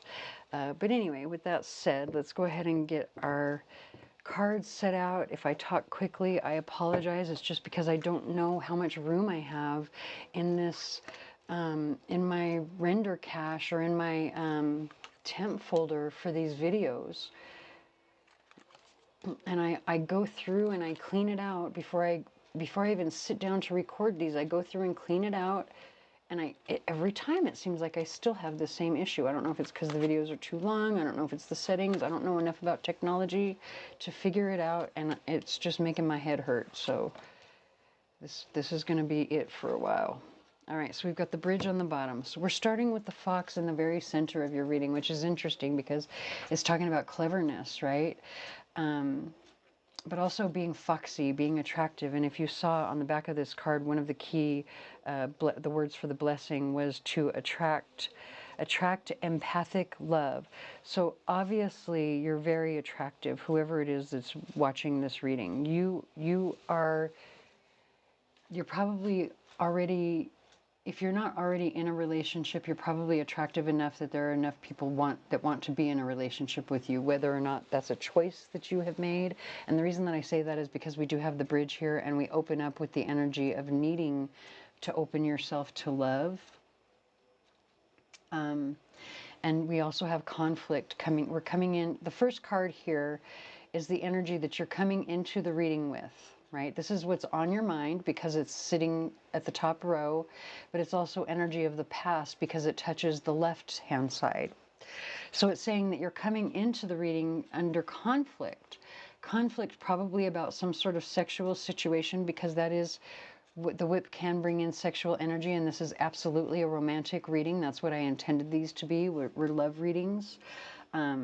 Now, that doesn't mean you can't watch it if you're interested in knowing about any other type of love relationship, like family or friendship or something, anyone that you care about, or even a job that you love, right?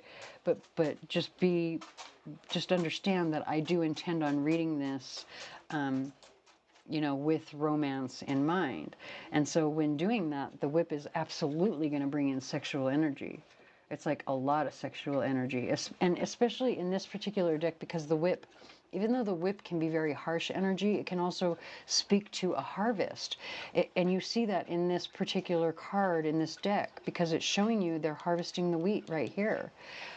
That's actually a positive thing. So I feel like it's a lot of sex. And then you have the fish here, which even confirms that even more.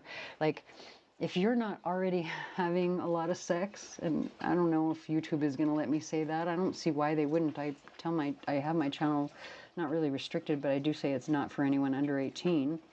But either you're having a lot of sex, or you're very attractive and a lot of people find you very sexy. Maybe you've had a lot of options in the past, and now you're not sure, like, especially with this card here with the wishing well, like, you're thinking about which way to go to find exactly what it is that you want. That's what this wishing well is about. It's like literally you're going to take your coin and, you're wishing for your Prince Charming, which is what this card is depicting over here. And I don't know why I'm saying Prince Charming. It's not like we have specifically female cards in the reading. It just kind of slipped out. Just keep in mind, if I say male or female, that doesn't necessarily mean that I'm talking about a man or a woman. It's energy. Male energy is active, aggressive, and pursuing. Female energy is inactive, receptive, and attracting. So, and because it's talking about very attractive energy, it is, that is feminine energy. So maybe you're looking for your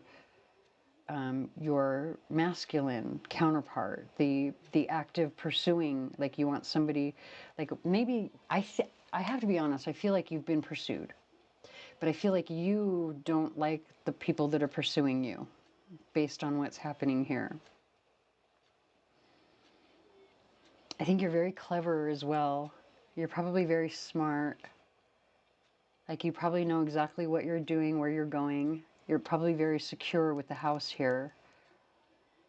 especially because this bottom row is what you have control over. And when you've got the fish next to the house and the sun, not only is it saying that you're very confident, like you're in control of yourself, it's also saying that you're in control of like your finances and your destiny, especially with the compass card up here. Like, you know exactly where you're headed, and that makes you very attractive. Also, ending your reading with the sun is very positive as well, especially because on this end, I think you've probably been wishing for some kind of specific relationship or energy from somebody, right? Like you probably have certain types of people, personality traits that you find very attractive, that you've been wishing for. And while other people probably find you attractive, you haven't really encountered anyone that carried these specific personality traits. And I'm not talking about appearance, I'm talking about personality, energy, right? You haven't really met anybody yet who probably carries this energy, but I think it's coming in. Absolutely. And I think whoever this person is, they're probably very powerful and protective with the Bear card. They might even have their own money.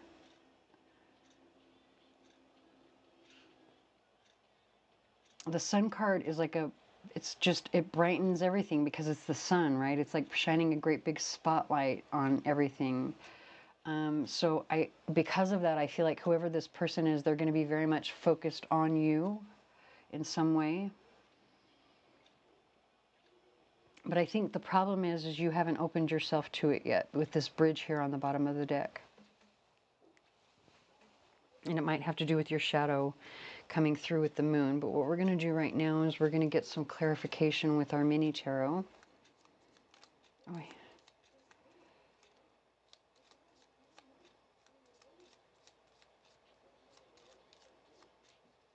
interesting. So we have the song You Right by Doja Cat and The Weeknd.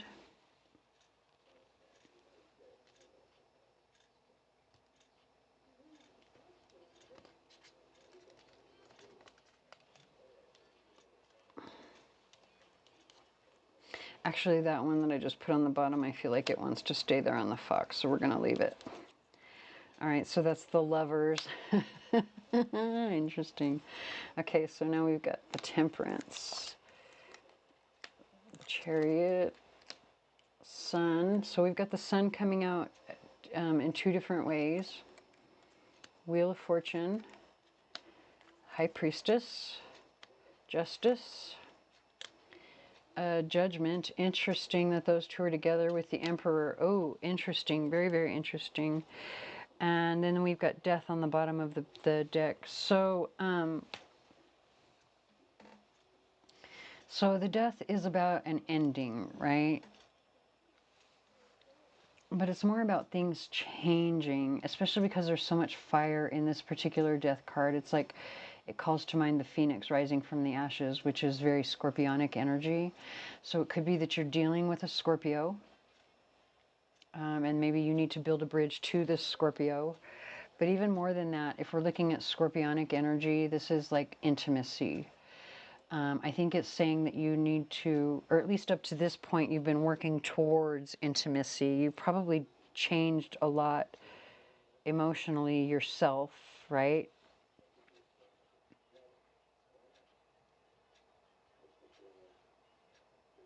Interesting. I'm listening to the lyrics. It's talking about something about the woman that you used to be. So again, you know, that just confirms this energy here. And I think that's the same song, which is, it is You Right, Doja Cat and The Weeknd. Okay, so, all right, so the Fox and the Lovers, it's literally a choice. I think you're going to have your choice. I think, but also more than that, it's like the Lovers, you know, obviously it's about a relationship, a romantic relationship, right? So, I think it's been your choice. I'm going to be really honest. I think it's been your choice to focus on other things rather than a relationship. More than likely it's work, because the fox is a card of like work, because that's what the reason that the fox is so clever is because, you know, he knows how to find the resources to take care of his family. Sometimes he's got to be sneaky to do it. But I don't think there's a sneaky element here. I think this is more like I've chosen to stay single because. And it's because I haven't found, and look at, it's the sun on top of this. So in the tarot, anytime you have the sun card come out, it's like a great big yes. The moon is like a great big no, but the sun is like a great big yes. To have the sun or a great big yes come out over the wishing well, it's like joy. It's like, yes, you will get your wish, is what that is saying. It's like, don't worry, you absolutely will get your wish. You haven't wasted your time. This decision to stay single or focus on other things, especially if it was work, has been a very good one. More than likely, the person that's coming in, because it's the high priestess sitting on the bear, this is more feminine energy, this combination, by the way. So I don't know, you know, either this person is going to be very attractive, or maybe they're going to be very like intuitive, especially with the high priestess here, very wise, very intuitive, probably intuitive with money too, because the bear, right? The bear is very powerful, very protective energy, but I often see it in terms of like investment as well. And so I feel like if you do get this person, they're going to come in with something, some sort of like powerful energy behind them, whether that's because they are able to use their intuition in business or whatever, or maybe they use their intuition to their benefit that helps them to make good decisions. Especially because now we've got the Emperor. I didn't even realize until just now that we've got the Emperor sitting on the Sun. This person probably either owns their own business, or they're like the boss or something. They're like in a leadership role in whatever it is that they do. Probably also very wise, and I would say very probably charismatic. And then, so we have the song Wasted on You, which is Morgan Wallen. And so when we're talking about endings and the bridge in this particular song here, maybe there's somebody in the past that you need to get them out of your energy.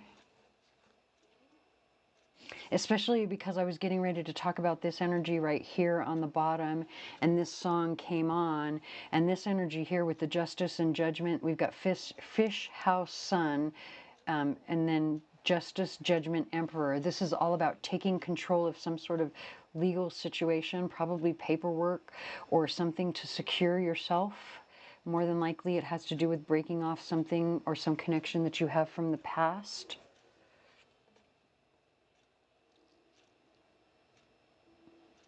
You may have already initiated that because of the justice coming over the fish card. That's like contracts and legal paperwork, right? And then we also have the scythe with the wheel of fortune. That's like cutting something off or ending something, which is what turns the wheel of fate, right? Like it's something unexpected. It's divine timing. It was something that it brings about a big change, which is usually because there's an end, this death, which is in the death card here.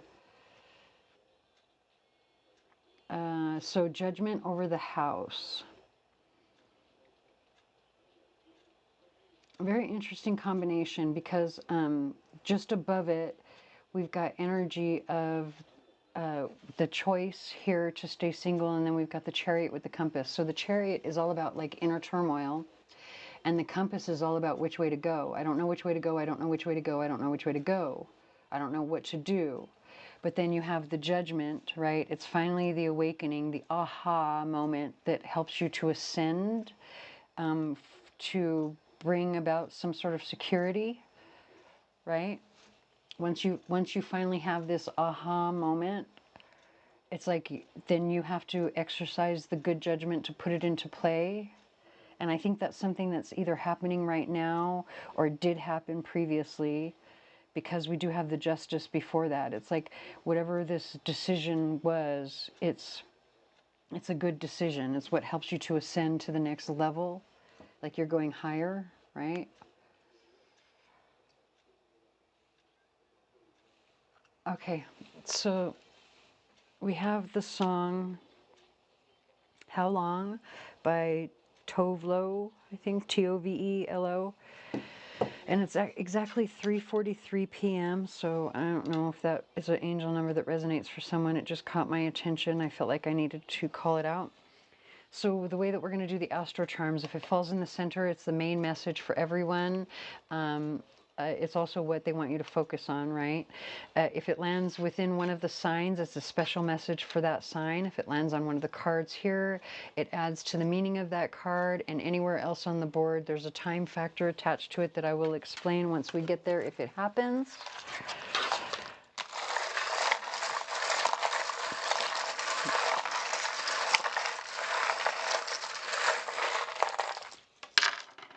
Okay. So immediately I can tell you that we have a mediumship message coming out, and that's going to be at least for Pisces. Yep, it looks like it's just for Pisces. I thought it might be sitting in Aquarius's sign, but it's not. It's sitting over here for Pisces. Very interesting too. So I'm going to get to this charm that fell up here and the one that fell down here at the bottom in just a second. But if I was reading an astrology chart and I was presented with a chart that looked like this, right? This is literally, like, it's not even really a bucket, right? You can't even call this a bucket. This is almost like opposing energy to all of this over here, right? So even though we don't have anything in the very center of this reading, I feel very strongly like I need to call this out, right? And it might really be attached to Pisces specifically, because this is opposing between Pisces, Leo, Virgo, and Libra. Okay, so take that however it resonates.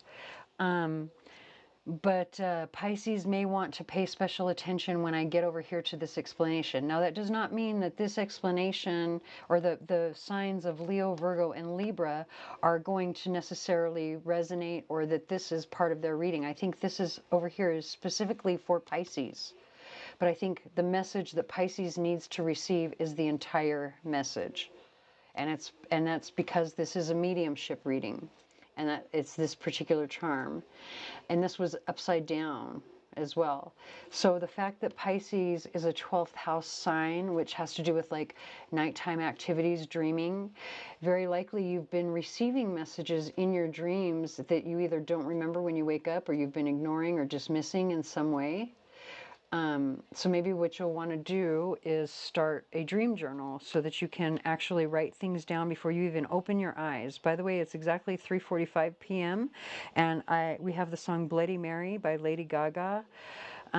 So again, a special message for Pisces.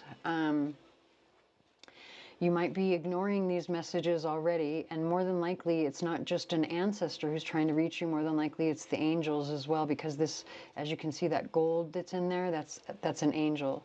So this specific charm was a gift given to me by my aunt when she gave me a car, and because she was moving from California to Oklahoma, right? And this was long before she passed away. She has since passed away, but when she gave me the car, she gave me this little charm, and she said that the angels would protect me with that they would love and protect me, and that's why she was giving it to me.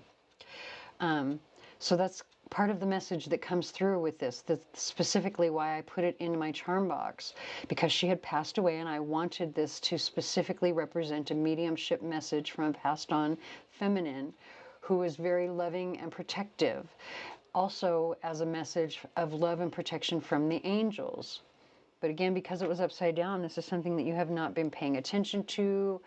You've been ignoring it. Maybe you just haven't had it happen yet. And when it does happen, you might need to keep a journal and write it down. You know which one of those situations you fall into. So with that said, we're going to go ahead and move on to the charms that fell off of the board. So we're going to start with Capricorn. And we have the Pentacle. So Capricorn, you're going to need to protect yourself in some way that has to do with the direction that you're headed, and some sort of inner turmoil that you have going on around this situation, probably over the next 6 months to a year because of where it fell on the board. And down here, when we get to Gemini and Cancer, so you both had, well, Gemini has the peace sign that fell on top of the house, right? So for Gemini, it's saying you will find peace and security and some sort of like shelter, right? Because it fell on top of the house, probably within, I would say, at least 6 months, maybe less because of where it fell. But then when we get further out, we have this little piece of rose quartz. So I'd say once you find that security, they want you to start focusing on like self-care, but that is a dual message for both Gemini and Cancer. So the self-care issue for Cancer, well, for both, is going to come about somewhere around, I would say, 6 to 8 months. But for Gemini, it's related to, like, they really want you to start it once you find this peace related to either like security, a house, a shelter situation, something. So let's move on to Leo. Leo has the, God, I can never remember the name of this crystal, even though it's one of my favorites. If anybody knows what it is, please tell me. I can never remember it. But anyway, it's connected to the ancestors. And it's so interesting the way it fell standing up like that, right? Literally so that it was only sitting in the sign of Leo. Like typically when these fall, they'll fall like this, but this fell standing upright on its side. So there is some sort of ancestral connection to Leo that is the key. That is the key to this situation. And it's a key that will help you to accomplish whatever it is that you're trying to do. More than likely it has to do with a work situation, because this I can charm is falling over the sixth house, or also the sign of Virgo, but we'll get to that in just a second. So again, there's some sort of ancestral connection for Leo, or if we're talking about Pisces specifically, connection to Leo that is the key to help you accomplish some sort of goal, right? Probably something that you've been working on for a while, or something that has to do with health or healing, okay? We do have this little heart here. So again, it could be healing a heart issue. But it doesn't have to be. There is a question of like using your intuition. Maybe you haven't been paying attention to your intuition about this issue. So Virgo, how this would translate for you, it's literally saying that you can absolutely open your heart. You can heal your heart. You just have to be open to it. Follow your instincts as well when you've got the bat there. Like you haven't been paying attention to them. Follow your instincts. Really, really pay attention and work on learning to recognize your intuition as well, so that you can follow your instincts and you'll feel less afraid when it comes to opening your heart to the situation. And then finally for Libra, we've got actually the scales of justice. So either you're coming out in your own sign, or there's some sort of justice or balance coming to this situation for you that's going to be very joyful, because these are Christmas bells. It's going to feel like Christmas for you. All right. So we're going to get one last final message. And I hope to God my stuff will let this particular reading stay, because this was a really, really good reading. All right, we're going to, we've got the Troll's Dreams as our final card. It says it represents the subconscious and intuition. This card suggests that you should pay attention to your dreams and intuition for guidance. Just be prepared for some nightmares about trolls. Okay, so I hope that resonates. If it does not resonate, please stick around. You can either find me on Facebook, Twitter, or Instagram if you're looking for more frequent readings that are very similar to this but much smaller. I post those almost every day. I do confess that I do take a day off here, a couple of days off here and there, because I am human and I like to rest. But that is something that I will be continuing in the future, because they're much easier to record and upload. And they take less time. So anyway, I hope that resonates for you. If it does not, you can find many other readings that I've posted either here on the channel or on any of those other sites. And I thank you very much for watching. Hello, Group 5. So we are starting with the song Do You Really? Lynn Lapid and Ruth B. Okay, so I want to really quickly try to explain what's happening here in the cards.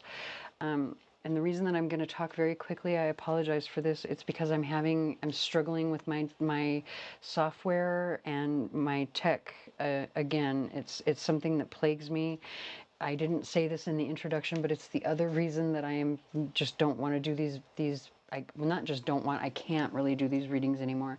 It's become very stressful for me to do these longer readings on YouTube because I have so many issues with technology. It makes it take so long to record them, edit, and then get them uploaded. And I have to be able to work too, because doing these readings, this does not pay the bills. Like, I literally have to eat, but I make these readings because I love tarot. I love doing these readings. It's so much fun, but you know, I just don't, I'm not going to have the time or energy to do this anymore. And so all day, actually all week, I've been trying to make this one goodbye video to let everybody know what's happening, that I don't know when I'm going to come back. But for now, it's goodbye, right? You can still find me on Facebook, Instagram, and TikTok if you're looking for smaller, more frequent readings, because I do post those almost every day. I post reels there. It's the same reel across the board for all three, so you only need to follow one if you're looking for that. Otherwise, I'll probably get annoying to you. But I do post there almost daily. I do take days off because I'm human. It's just that these are getting too stressful to do on a regular type of schedule, especially with the new work that I have coming in. So, with that said, let's talk about the number 33 and the card that you chose. So I chose the numbers to go with this particular reading, the numerology of it, because I wanted numbers, I wanted to correspond to planetary energies that I would look at if I was doing a synastry reading. So for those who do not know what a synastry reading, it's a type of compatibility reading that you can do for two people. And so if I was looking at a synastry reading, Venus is absolutely one of the planets that you want to look at. This is going to talk about your attractiveness, your beauty, right? Those things that you value. It can also be like the pleasures, the sensuality attached to a situation, right? The value that you place on a situation, as well as the financial health of any kind of relationship. And so what's very interesting is that when you chose this card, this particular card called Avallach, which is Integrate, Accomplish, Fulfillment, this particular card is a card of beauty because it speaks to the kingdom of Avalon, the fairy kingdom of Avalon, right? The mythical kingdom for King Arthur. And so, you know, there was a lot of integrity and beauty attached, a lot of value attached to the court of King Arthur and chivalry and things like that, right? And so it's very Venusian energy that came through in the card that it, you know, very much syncs up to the numbers that we have here. And in some of the earlier readings, before I noticed that yet again today I was having another issue with my software, I was reading from the book to give you more information. I don't want to do that for you, and I apologize for that, only because I want to make this as short as possible to be able to, you know, kind of ensure that I can actually post it. One thing I will say about this particular card that I find, you know, it just, again, it kind of hammers it home. The very last thing that it says is, relax in a natural environment. Muse on the present sensations, scents, colors, sounds, and beauty around you. And if that isn't completely Venusian, Venus governs things like makeup and perfume and textures and fabrics and, you know, sounds and things like that. So it's just so very Venusian for this card. But this card also talks about fulfillment. It says it speaks of wholeness and synthesis, indicating that a sense of deep satisfaction is soon to enter your experience. So let's go ahead and pull some cards to see what, you know, what they have to say about your relationship. And like I say, I'm probably going to talk quickly. I apologize for that. It's just because I just don't know if I'm even going to be able to, if this recording is going to, or this particular reading is going to be part of what ends up on YouTube. We have the song I Ain't Worried by One Republic.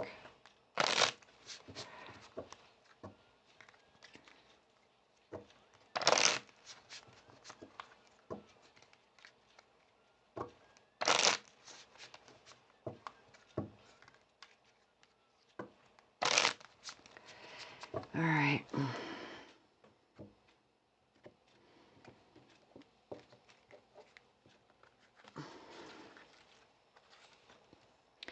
Now, interesting. We've got the scythe in the very center. All right, so now we've got the labyrinth, the moon, the lady. Oh, there's the man. Okay. We've got the wishing well, the bouquet, the mountain, and the ring. Okay, very interesting. Very interesting. We're going to get into it. And the ring. Okay, so we've got the sun on the bottom of the deck. The sun is actually very bright energy. It's like all around positive energy. So everything that's led you up to this moment here in terms of your relationship or your love life has been very positive, I would say.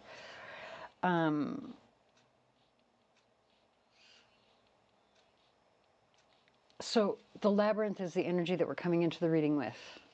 This is like a back and forth, back and forth, back and forth. And that's what's happening in your head, right? Because it's sitting on this top row. Everything on this top row is what's on your mind. Everything on the left row is energy of the recent past, something that just happened, right? Down here is what you have control over, and over here is what's going to happen next. And then all of this here in the very center, this is like all your energy, right? Or the current energy. So it's saying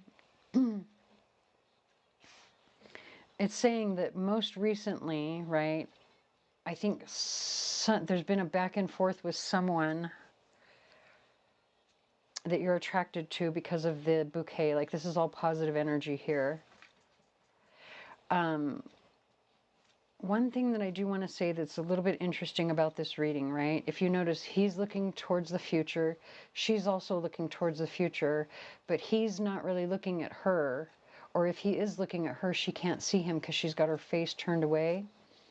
And then when you have the moon card in Lenormand, the moon can talk about like moonlighting, a secondary job, or like something that you do under cover of night, or like something that happens at night under the stars. It can be in secret because it is at night and in the dark, or it's a little bit hidden, right? There's a little bit of mystery there, but there's also like attractiveness as well. So there's a chance that there might be a third person involved in this. And that could be the reason that there's this back and forth, right? Like maybe you're already involved with somebody, but you're thinking about somebody else that you find attractive, but they're just not aware of you yet, maybe.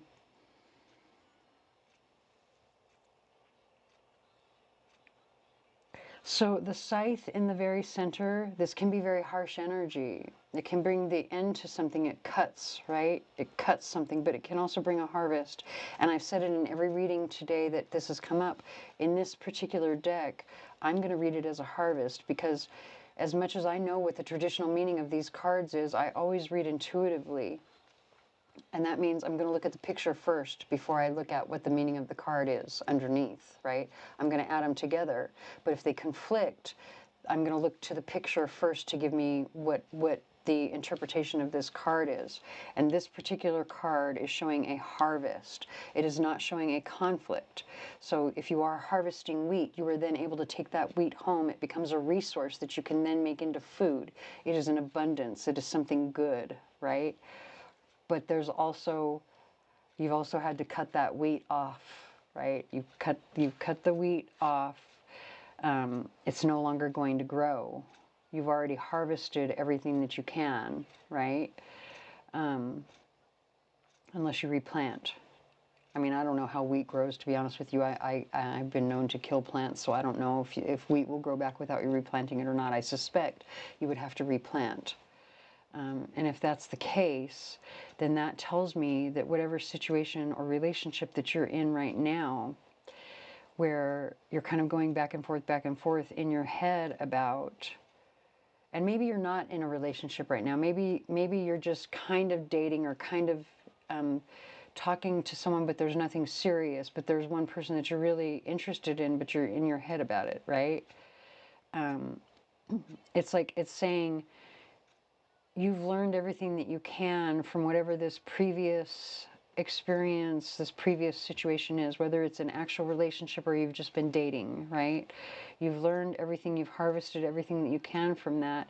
And maybe that's why you're in your head. Maybe you're thinking that it's time to like look for something permanent. Because really the bouquet is kind of a transitory card.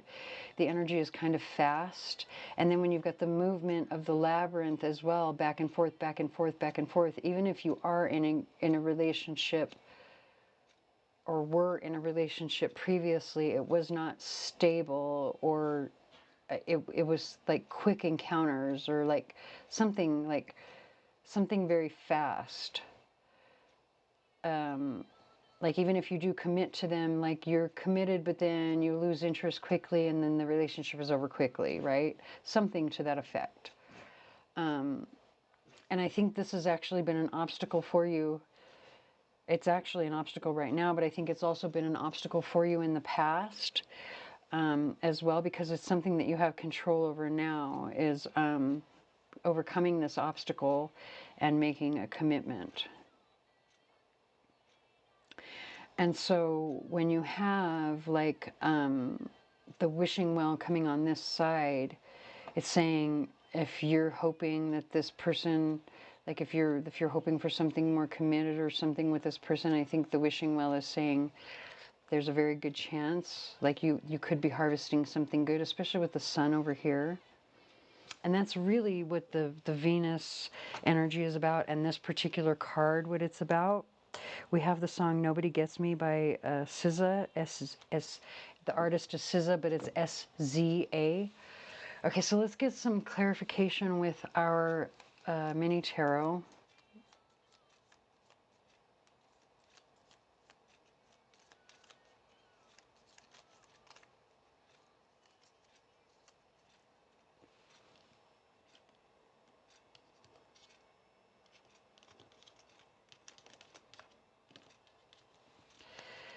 Okay. Oh, so we've got the Empress. Let me check and see if these are upside down. Nope, we've got the Empress in the reverse. You need to cut off a feminine. Okay, so now we've got the Judgment card. We've got the Emperor. Ooh, Emperor to Empress. Interesting. Wheel of Fortune. The High Priestess. Temperance. The Chariot. The Hermit. And the Lovers, and that puts the World card on the very bottom, and it's literally it's like the successful completion of something that brings joy, more than likely when you cut off this feminine. So I don't know if I've already explained it in this particular reading, but when I say feminine, I mean receptive energy that is attractive, right? That not active. For masculine energy, we're talking active, aggressive, pursuing energy. So there's no movement anymore with this feminine energy or this person, right? Because literally the scythe is saying you've learned everything that you can. We already knew that you've learned everything that you can from all these past relationships, but there's probably one specifically that you need to cut off, that might be the favorite or something, right? We've already kind of seen that there's a possibility of some sort of third-party situation here. So there's nothing left to be gained, or there's no more growth to be had with whoever this person is here. So that's number one. I'm actually called in a couple of different spaces or places, so let's just come over here. We're going to come to the Judgment and the Labyrinth, right? So the Judgment is like an awakening, and it's interesting that it fell on top of the Labyrinth, because the Labyrinth can literally talk of a walking meditation. So going into your head in order to gain clarity or understanding of something, so that you can then ascend or reach some higher level of achievement or accomplishment, because the Judgment card is the last card before you get to the World, and the World is sitting right here. So we know there is accomplishment, there is the successful end. You just have to put this Judgment into place. You have to, whatever this decision, quit going back and forth, make the decision, put it into action, get rid of this energy over here. it's literally saying, like, intuitively with the high priestess. I don't really even need to explain that. Like, it's talking about it's literally doubling down on what I just said there, having the high priestess coming over the man card here, because I think this is you. You going back and forth recently in your head over your attraction to somebody. That's what these two energies are talking about. So this is saying you already intuitively know that this is over and you can't harvest anything else from that energy, or learn anything else, I should say. Because harvesting from another person sounds so wrong, right? But learning, it's always a lesson when you're in a relationship with a person. So having the Chariot over the bouquet, remember when I said that the bouquet is very quick moving, transitory energy? Well, the Chariot is literally, it moves. That's what a chariot does. It transports you from one spot to the next very quickly. So boom, make the decision and act on it quickly, especially because we've got this diagonal right here where it ends with the Lovers and the Ring, right? It's a decision about a commitment or about a relationship. This card here on the bottom right is always going to be like the final punctuation mark on your reading, because it's the last card in the reading. It's also sitting on the what's next side of the reading, right? And what you have control over. So you have to make a decision about this commitment. That's what the Lovers in the Ring is together saying. We have the song Love Again by Kid Leroy. So how do you, when it comes to how do you do this, because I think that's what the Mountain card is asking. It's probably what you're asking, because this is hitting the center portion, which is where you are, right? How do you do this? How do you cut this person off? Because I think you feel like there's an obstacle. There's something that's been stopping you from cutting them off. I have to say, just because I just looked up here, we've got the Emperor on the moon. Maybe there's something about this person that, hold on. There's something about they might be a little bit controlling or something, or maybe they don't always take no for an answer or something. Maybe they're a little bit pushy, and maybe that's why it's been a sort of ongoing thing where you kind of have tried to get away and yet they keep coming back around or something. I don't know, take that however it resonates. But it's saying with the Hermit, like, if you really go within, you will find the solution. Like, the solution lies within yourself. It's just overcoming this turmoil going back and forth in your head. Just make a choice and stick to it. That's how you overcome this obstacle. And then Temperance over the wishing well. It's literally saying your wish is coming in divine timing, but you can't have divine timing until you make this decision and stick to it. Again, double downing. And then we have the Wheel of Fortune on the lady. I think if you are interested in this person, they might actually be interested in you as well, because of the Wheel of Fortune there. It's like positive energy, but it's also more energy of divine timing as well. So again, you have steps that you have to take. We have the song. Hold on. Oh, come on. Sunshine, One Republic. I'm going to go ahead and move on to the AstroCharms.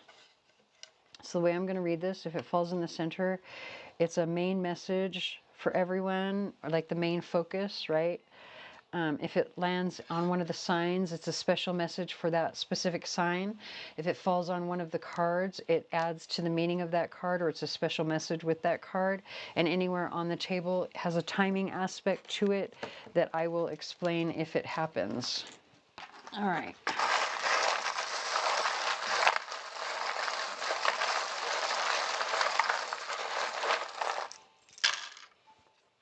That's a lot. I hope this one doesn't go on too long. Okay, so we had some that fell off the board that we're going to get to in a second. But before we do that, I want to talk about the ones that fell upside down. I read the energy of the ones that fall upside down, and it looks like we've got at least 2, possibly 3, no 4 here. I read that as energy that you are either actively ignoring or you are just not aware of it yet. So, very interesting. In the very center, before I go to the ones that are upside down, I want to go to the snake that's in the center here.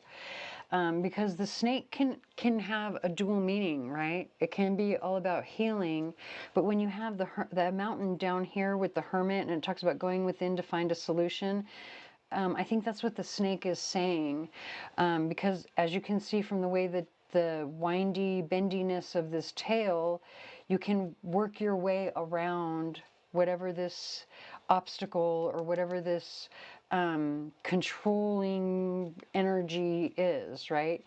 Could be a person, place, or thing with the letter I attached to it, or it could be you. Like it could be saying, I am trying to control this situation, or I am preventing, the end of this situation because I'm the one who keeps initiating it. But I don't know. You need to figure out where you stand on that, right?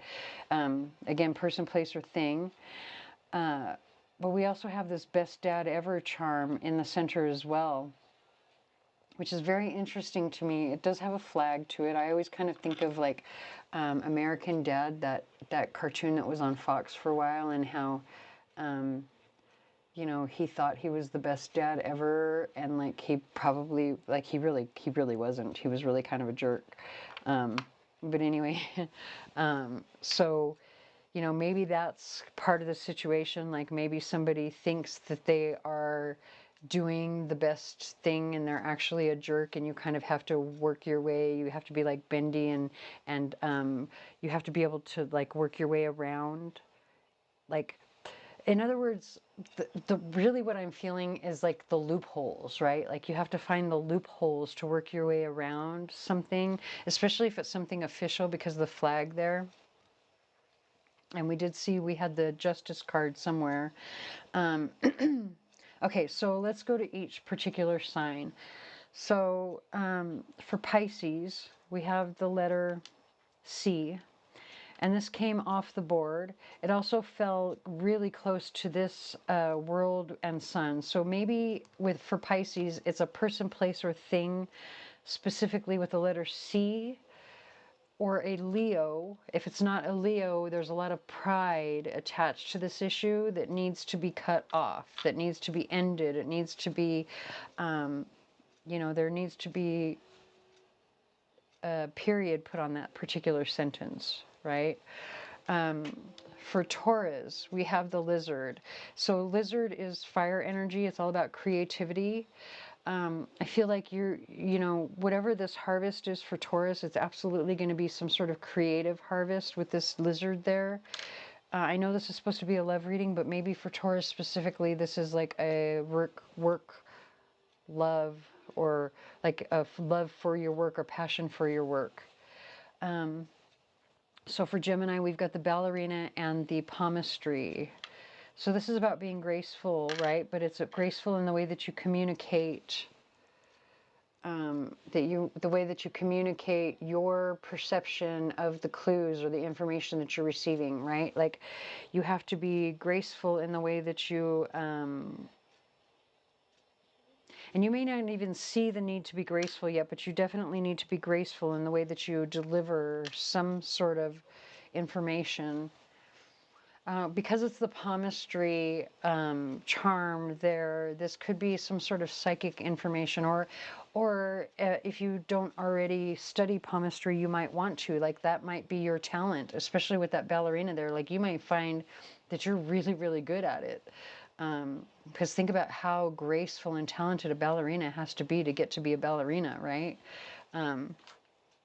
So for the sign of Cancer, we've got the palm fronds that fell out of view of the camera, and I always view the palm fronds as a need to reach out, whether that's you need to reach out or someone else needs to reach out. I think this is probably going to be a friend or someone that you find very loyal, and I say that because of the dog here. So the fact that the dog is on the board, that tells me like maybe there's something going on right now with a friend, right? Where maybe something happens and you need to either support them in a year's time, you need to reach out. Maybe you lose touch, or you've already lost touch. You've been thinking about them already or something. There's something about reaching out, support, whether they're going to reach out to you or you're going to support them. And I have to be really honest, I'm seeing this a little bit as like a bulldog. I don't know why, it kind of looks like a bulldog to me. Take that however it resonates. We have the song Unholy as I'm getting ready to talk about Leo and Virgo. So Unholy with Sam Smith and Kim Petras. So we have our bat. The bat is always about intuition, right? I have a couple of bats in my charm box, and this one is particularly big. It came with a charm set that I actually sell in my shop, and when I go to different fairs and things. But I'm going to do a reading, or not a reading. I'm going to do a reel that focuses on this particular charm set. But that's what this bat came from, and I love this bat. Like, it's just so like vampire bat looking. He's just so like what's the word, like formative, right? He looks so like powerful and formative to me when I look at him. Like, he's got a totally different energy from the other bat. I love the wings, how big they are. Like, he just looks like he's in control, right? But it was upside down. And so the reason that I like wanted to focus so much on that is because it's all about how you're not using, it's like you're not paying attention to some sort of God-given talent or ability or skill or something. You're not using your power. Because if you think about how a bat navigates the world, they have to use echolocation. They learn it from their parents, but I think, like, you know, it's also very instinctual. And so you're not paying attention to that. There's something very big or powerful that you could be accomplishing, maybe, or if it's not accomplishing, it's something where your instincts and your intuition that has to do with this song, like maybe somebody's cheating and you're ignoring it, right? Because this did come upside down. So that was for Leo. Now when we get to Virgo, it might be a little bit of a different story when it comes to your intuition, because now we've got the book, but the book was upside down, and if you notice, there's blank pages on this book. There's no writing there. You can write your own story. You can create your own happiness with this particular moon that came out, because I call this my happy moon. It looks like a floral type of motif inside of that moon, right? You can't really see it, but there's like hearts and swirls and stuff. So it's like my happy moon. You can create your own happiness, Virgo. You have to follow your instincts, follow your intuition, follow your own gifts, skills, and abilities to do it. And then finally, coming over here for Capricorn, you have the moon upside down. It is the crescent moon, right? I think it is waxing crescent. At least that's how it feels to me, at least. Like something is building for Capricorn, like emotionally, something is building for Capricorn. But I can't ignore the fact that the letter I is sitting right above Capricorn here. So maybe Capricorn needs to take responsibility for something up here because of this letter I, or there's somebody attached to Capricorn where the emotions are building. Okay, and so we're going to get one final thought from the Troll's Prophecy before I stop this and pray to God that I'm able to upload this thing to YouTube. Oh, okay, we're going to use these last two because they just flipped like that. All right, so we have the Troll's Friendship and the Troll's Enlightenment. It says, the Troll's Friendship represents companionship and support. This card suggests that you have a strong support system and that you should rely on your friends for help. Just make sure you don't end up with a group of backstabbing trolls. And then with the Troll's Enlightenment, it says it represents spiritual growth and understanding. This card suggests that you are on a path of spiritual growth and are gaining a deeper understanding of yourself and the world around you. Just don't expect to become a Zen master overnight. Even the wisest of trolls had to start somewhere. All right, so I hope that resonates. If it does not, please stick around. There might be another reading for you here on the channel that does. There might also be another reading for you on either my Facebook, TikTok, or Instagram if you're interested.